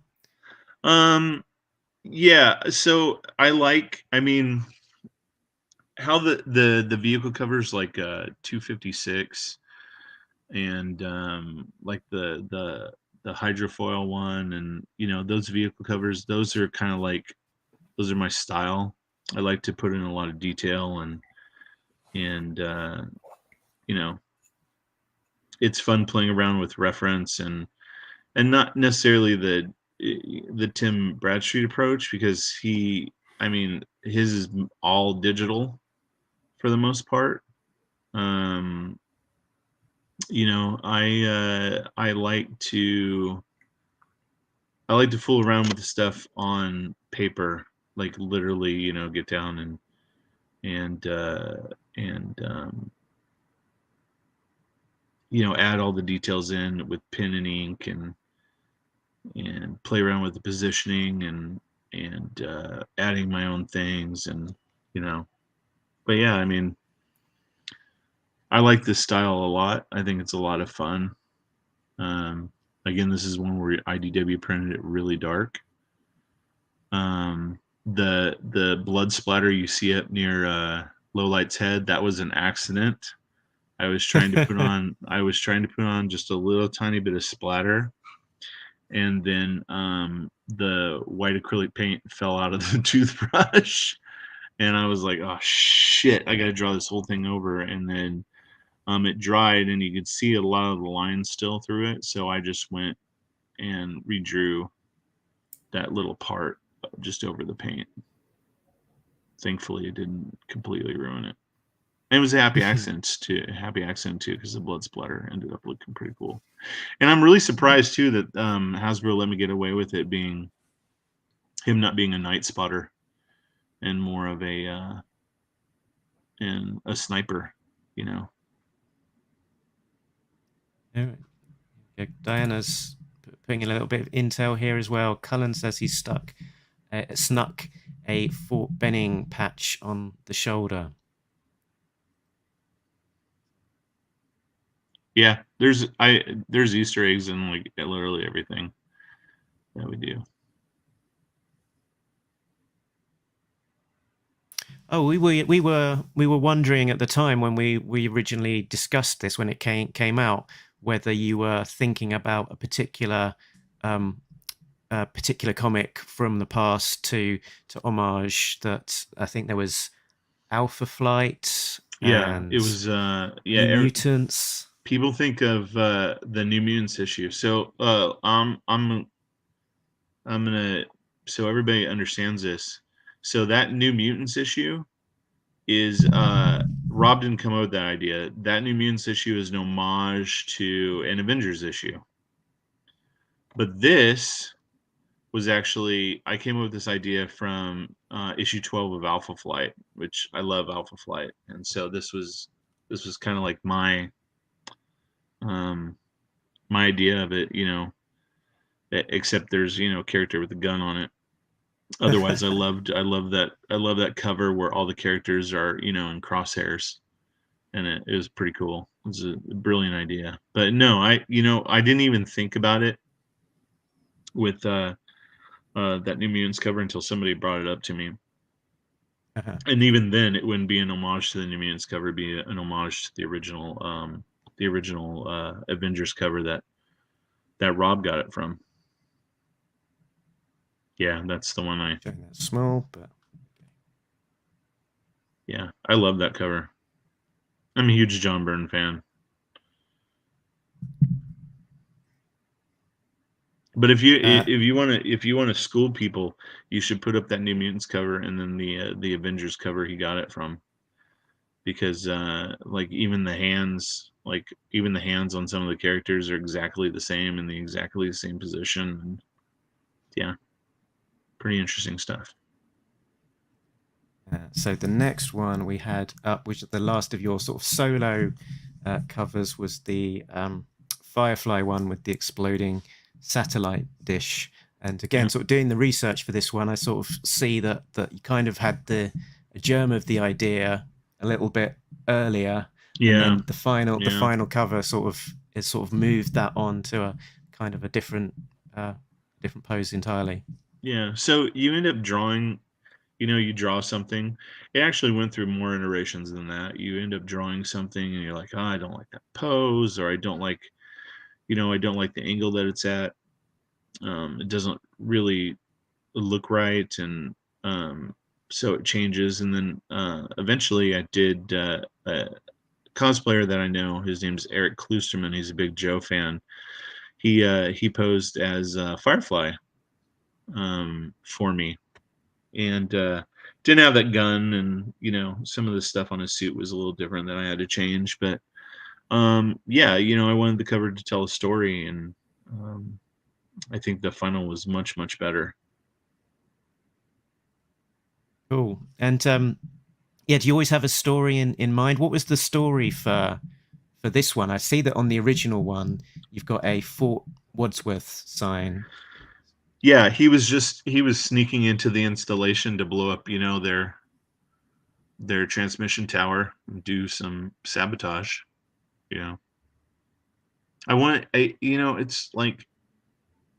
It's like G.I. Joe, in the past has run rampant with like Baroness covers where she's just standing there with a gun, and it's always just Baroness, The you know what I theme mean? of the cover is Baroness is looking hot. Yeah. Yeah, or Snake Eyes, in some cool pose, and it's just that.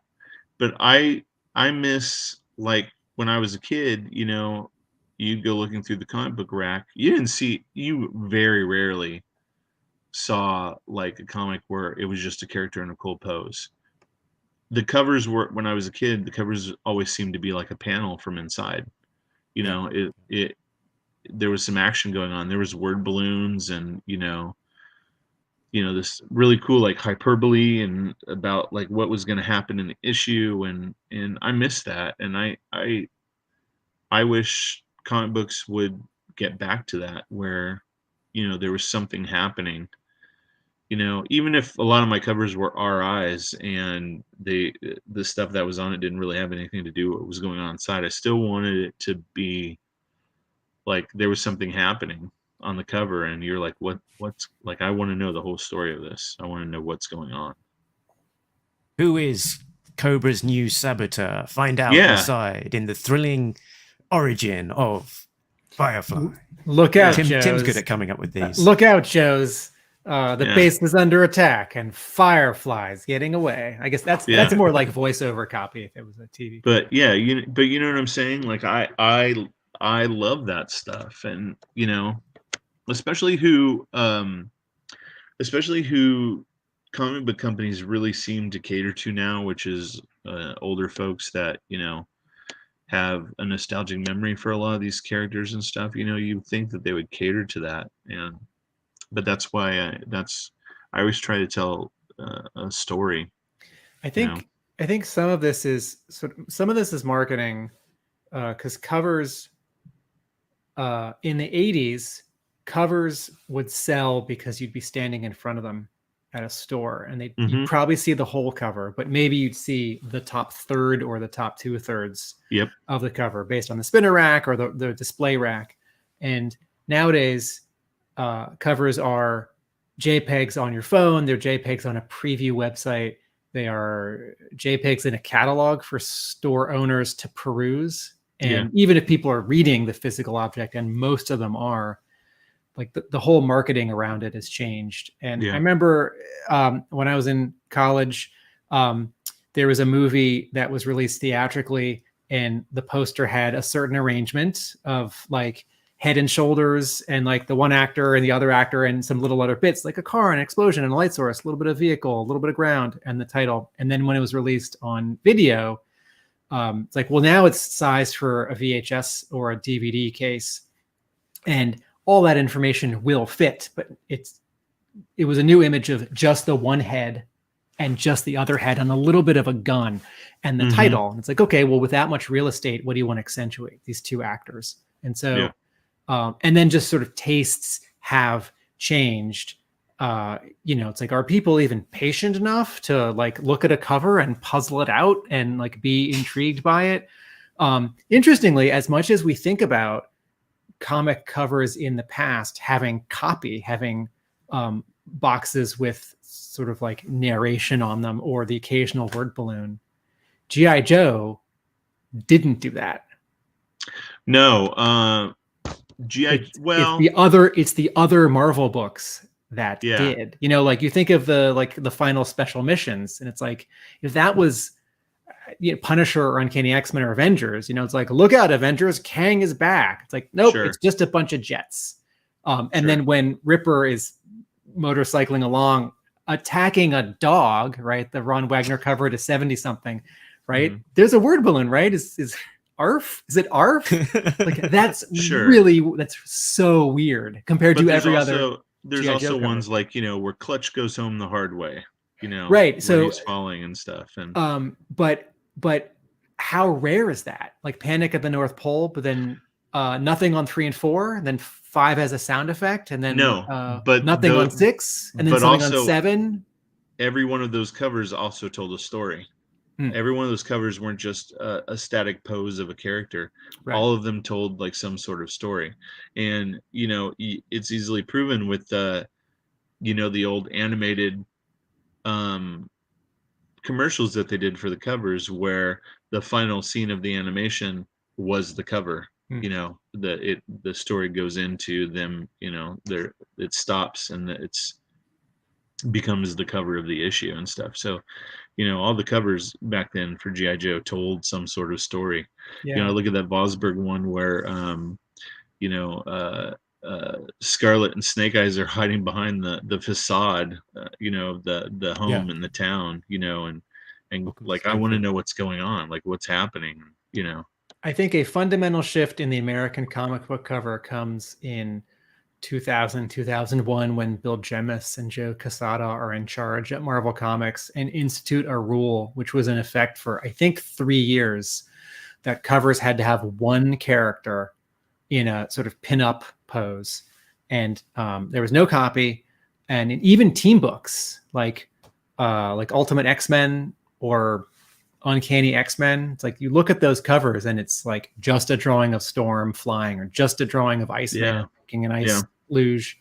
And that was about like grabbing people with an exciting, sexy image. And that's a different hook, and I think less effective hook. And it sounds like you would agree than a story hook. But I think of Mike Zeck's cover to 47 with Zartan strangling Gung Ho, and I'm worried. It's like, oh, he's inside. Oh no. Right. Yeah. No, it's really good. Yeah. I love, and that's why I'd pick up G.I. Joe issues. I wanted to know was the cover drew me into it. And speaking to like what you're saying about Marvel, a lot of the other Marvel titles, DC Comics, which I read a lot more than I did Marvel back then, they had a lot of it where there was a lot of like the story happening on the cover, and a lot of word balloons. And DC is probably fundamentally what inspired me far more than Marvel did when I was a kid, is I got to see more DC comics. Because the other guy was buying all Yeah, of them. exactly. It goes again back to the guy in the town that we were in,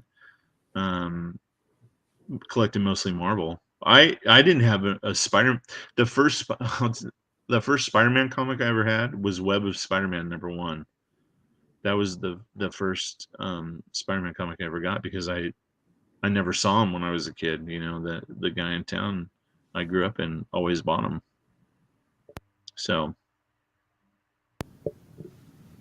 It's quite a cover to start with. it is. Oh, Charles Vess. Charles Vess painting. Oh my God. What a shift to the art on the inside. Yeah, right. But Vess did draw and paint a Spider-Man graphic novel a couple years later. So. Mm-hmm. Now, we can't let you go before we talk about some of the connected covers as well, which is possibly what you've become best known for. So you've had sort of a series of 3 encompassing many issues, sort of starting with the original 13, Mm-hmm. then a G.I. Joe huge lineup, all hands on deck, and then the Cobra Command series that's gracing the covers as we speak, as they come out. Yeah. How did this idea of you becoming the connected cover guy I was the one dumb enough to say I would do it. So the first one I did, I had no idea what I was doing. You can see already. So we gave them options of like where they were photos taken the day that the team got together and they were laying on a desk. That's why you see it like this. And I kind of regret doing that because I don't like the way they turned out. And then I didn't get a preview for that issue right there in the middle. Otherwise, I would have told them that Tom Sealer's head and the gun have to go in front of the logo.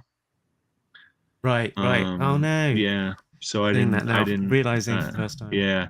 And so the Steeler in that cover, that's Tom Waltz, the editor. So yeah, he didn't make the cover because nobody caught it, and I didn't see a preview for that issue, unfortunately. Otherwise, I would have had him put it over the top. So that was kind of a bummer. Tim is a general principle, is a fan of things going in front of the cover. But I was about to say that, and then I thought, well, if I say it, everyone will only see the mistake, and then Jamie said it. So that's all I see when I see it is that mistake, and I get frustrated. And then I look at okay, so I would when I originally approached the cover, I was going to draw them all like that. That was the first day they were finally all getting together, and I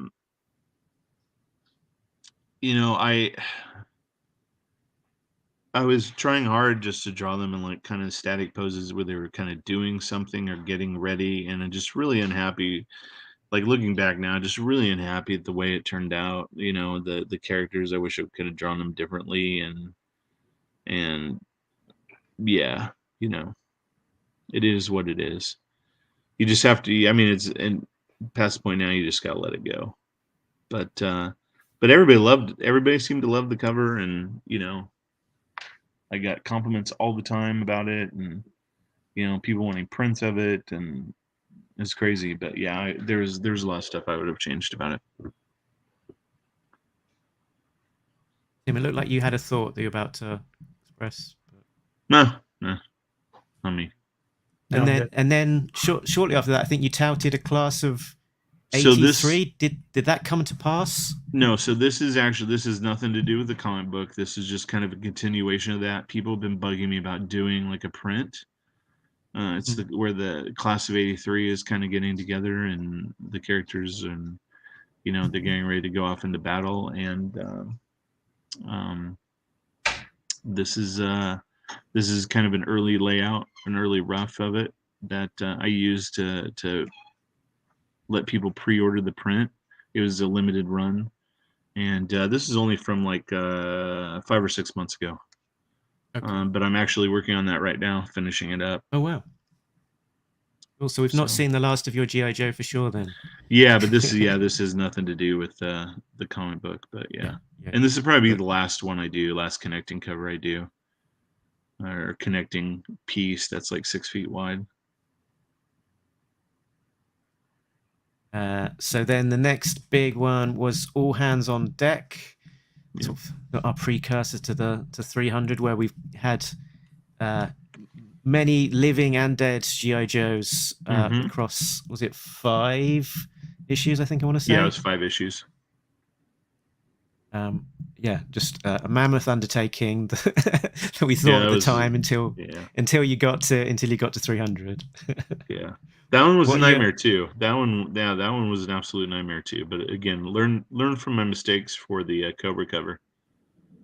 And the something that worked here and continued across into the Cobra cover is that it while it's a distinct piece on its own, you've also got these dividing segments that makes each cover its own piece in terms of the kind of the background and the themes of the characters, and the layout that each one can work on its own right.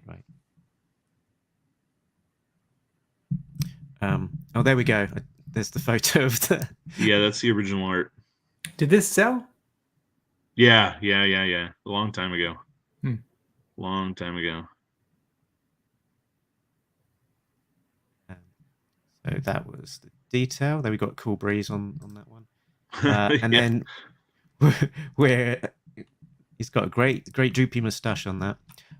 Then Cobra Command, where as we speak, I think 2 issues into this 5-parter in terms of what's on the stand. So me and Tim have already sort of scanned this one in great detail for the first and second parts.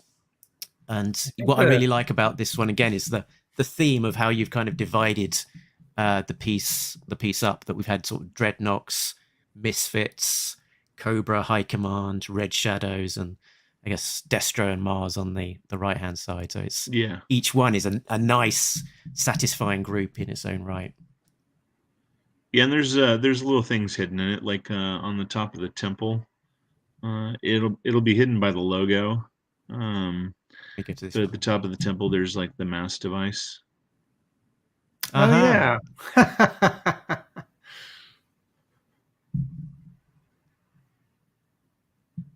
In the first cover, there's 2 Hiss tank drivers chatting in the back, and one of them's holding a coffee mug that says "World's Best Cobra."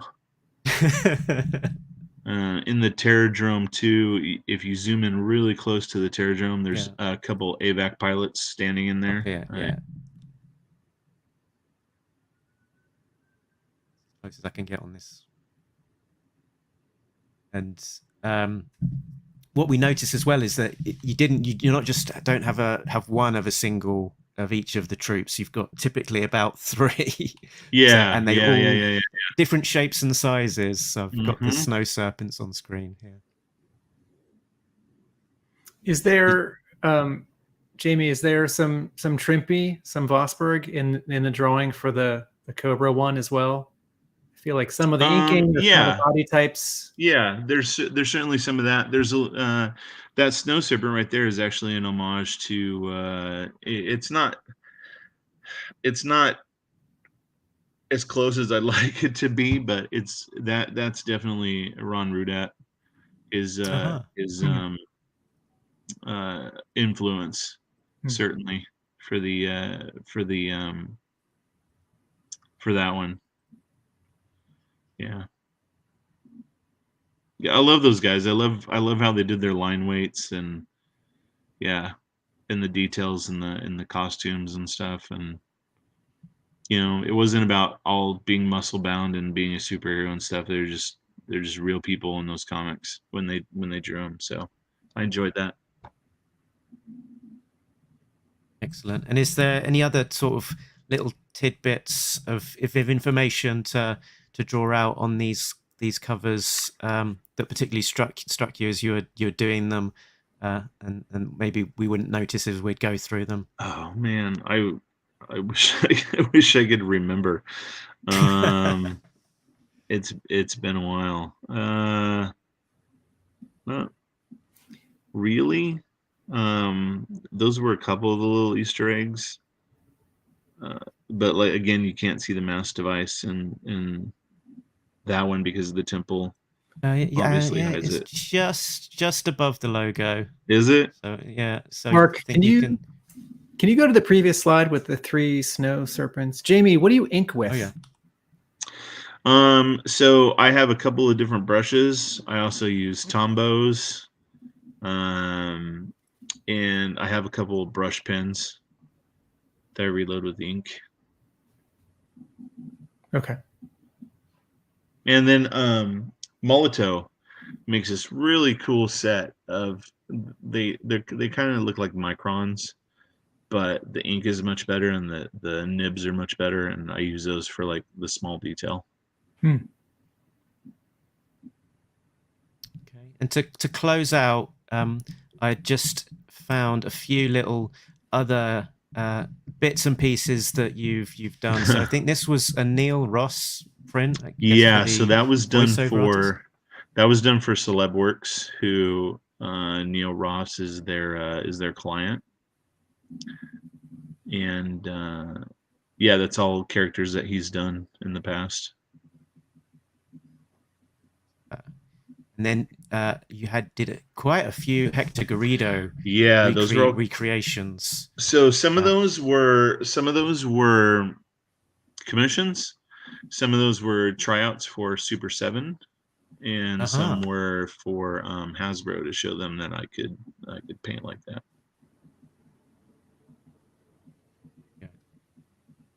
The culmination of that was this piece where you had 4 Garridos in one.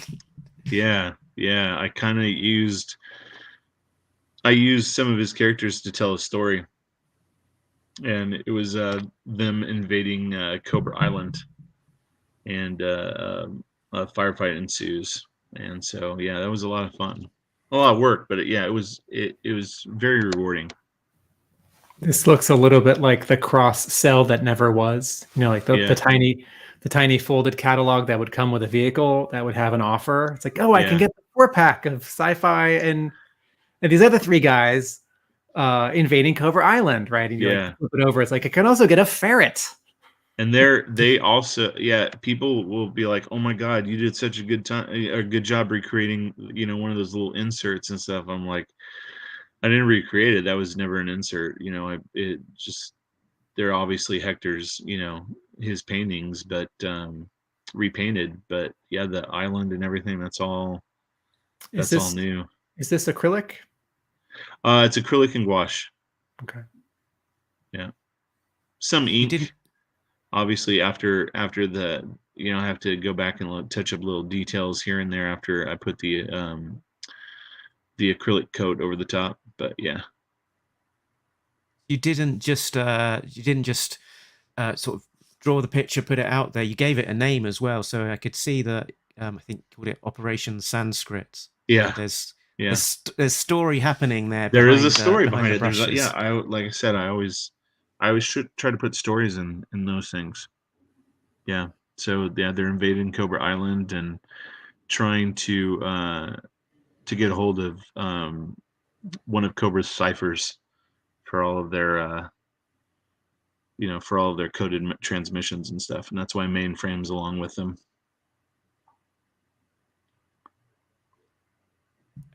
I think I'm getting to the end of it. So there was some cover recreations, the Joe covers that you've been doing. I love the cover, the Zet cover that's in the middle with the guys on the devilfish. I love Mike Zeck.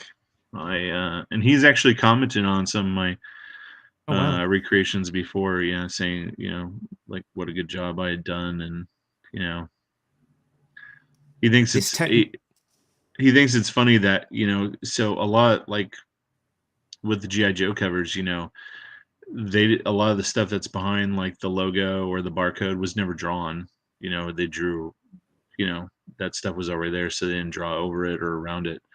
And so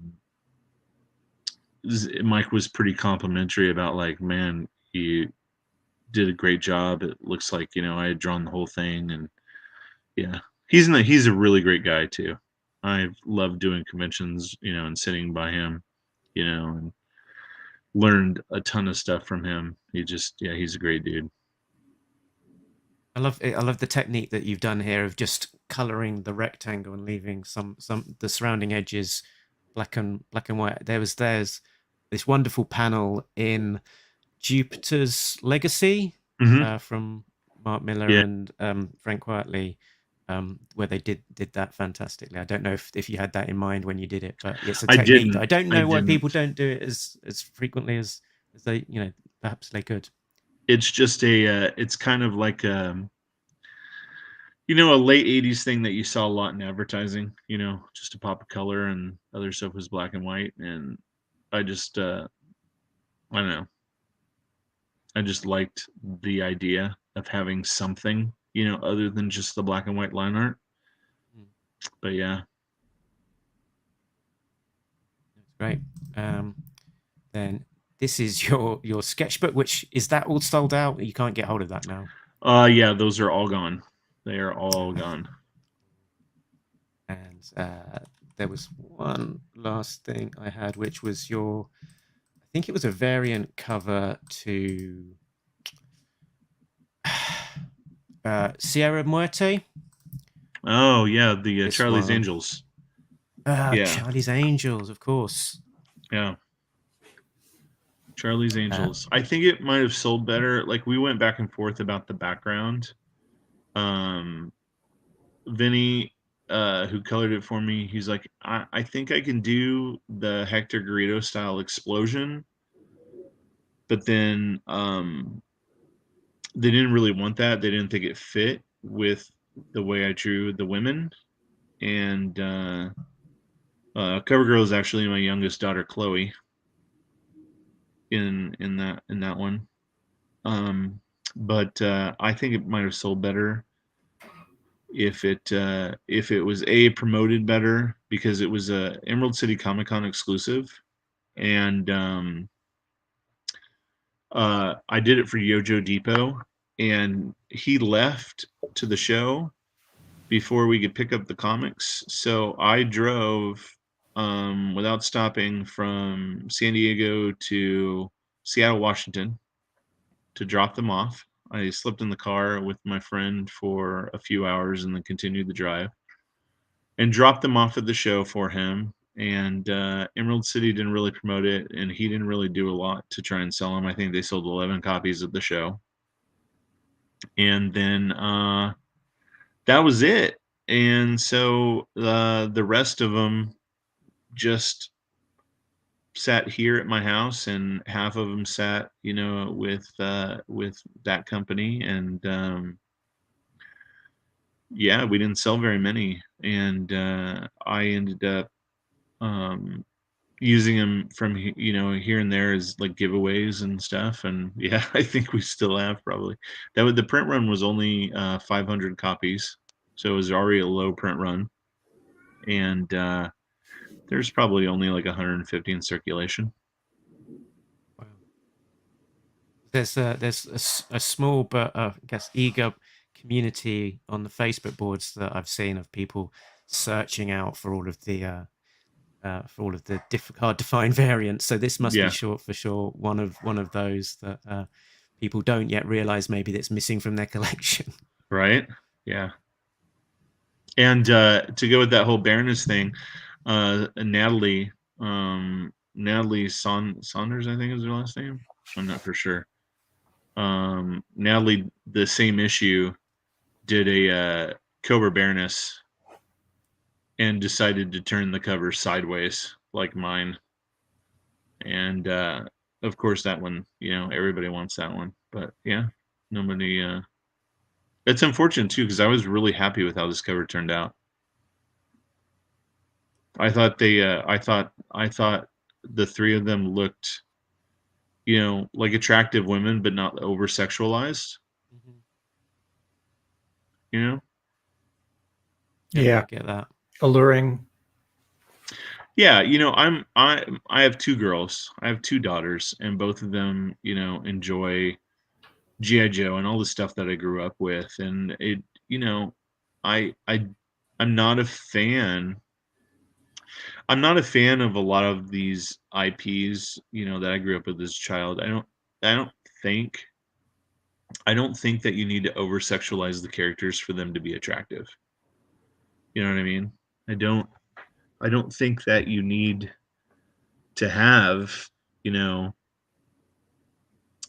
Baroness with her boobs popping out, for guys to buy the book. And the other thing too is, a lot of guys are worried about like GI Joe or some of these other IPs ending because not enough kids are into it. So, you know, that's the thing is comic books and toys and animation. You need to get little kids interested in these titles, so they have a future, so they can keep going. So that Hasbro still keep making things. I've told people before that, like, if kids, Hasbro is a company that is designed to make money. That's what they're there for. And if they can't make money selling GI Joe toys, then they won't make GI Joe toys. That's brass tacks, And so, like, when you have comic books on the shelf and it's just, got the Baroness looking like, super slutty, as a parent, you don't want to buy your 8-year-old that comic book. So that's something to keep in mind. Makes sense.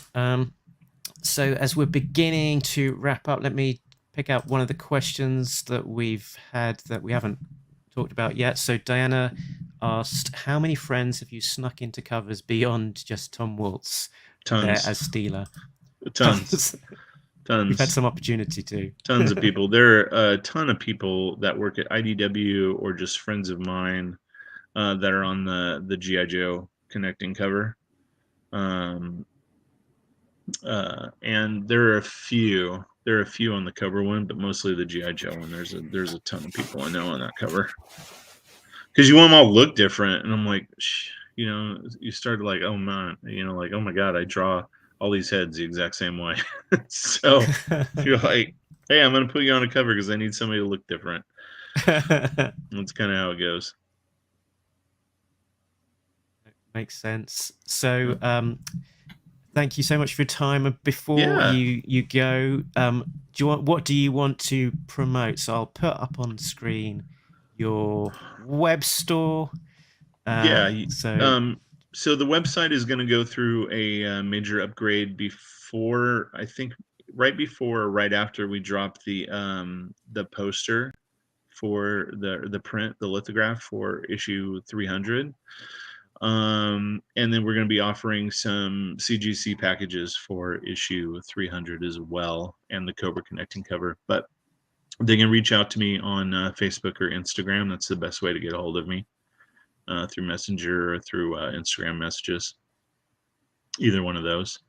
And they can find the links to both my Facebook page and Instagram right on my website, which is jsianddesign.com.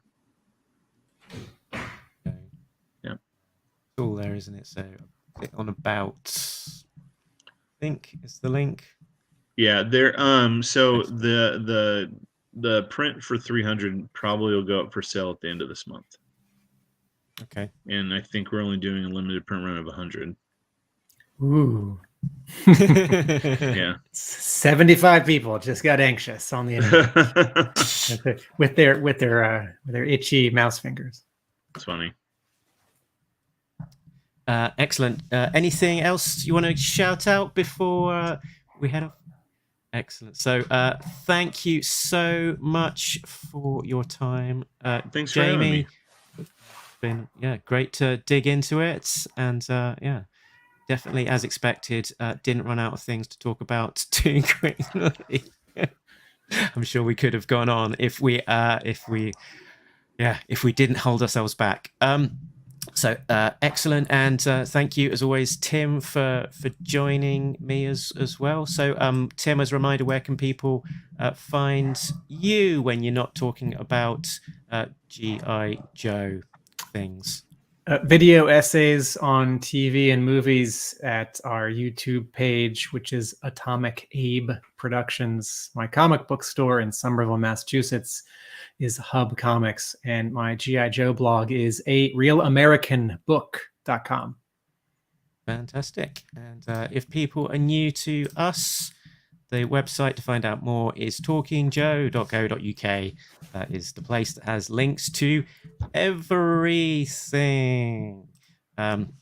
So I think with all that said and done, let me say, put it on the ticker. All that said and done, Tim. Nobody but Talking Joe! Remember, an international podcast! With 3 guys from across the world. Laters.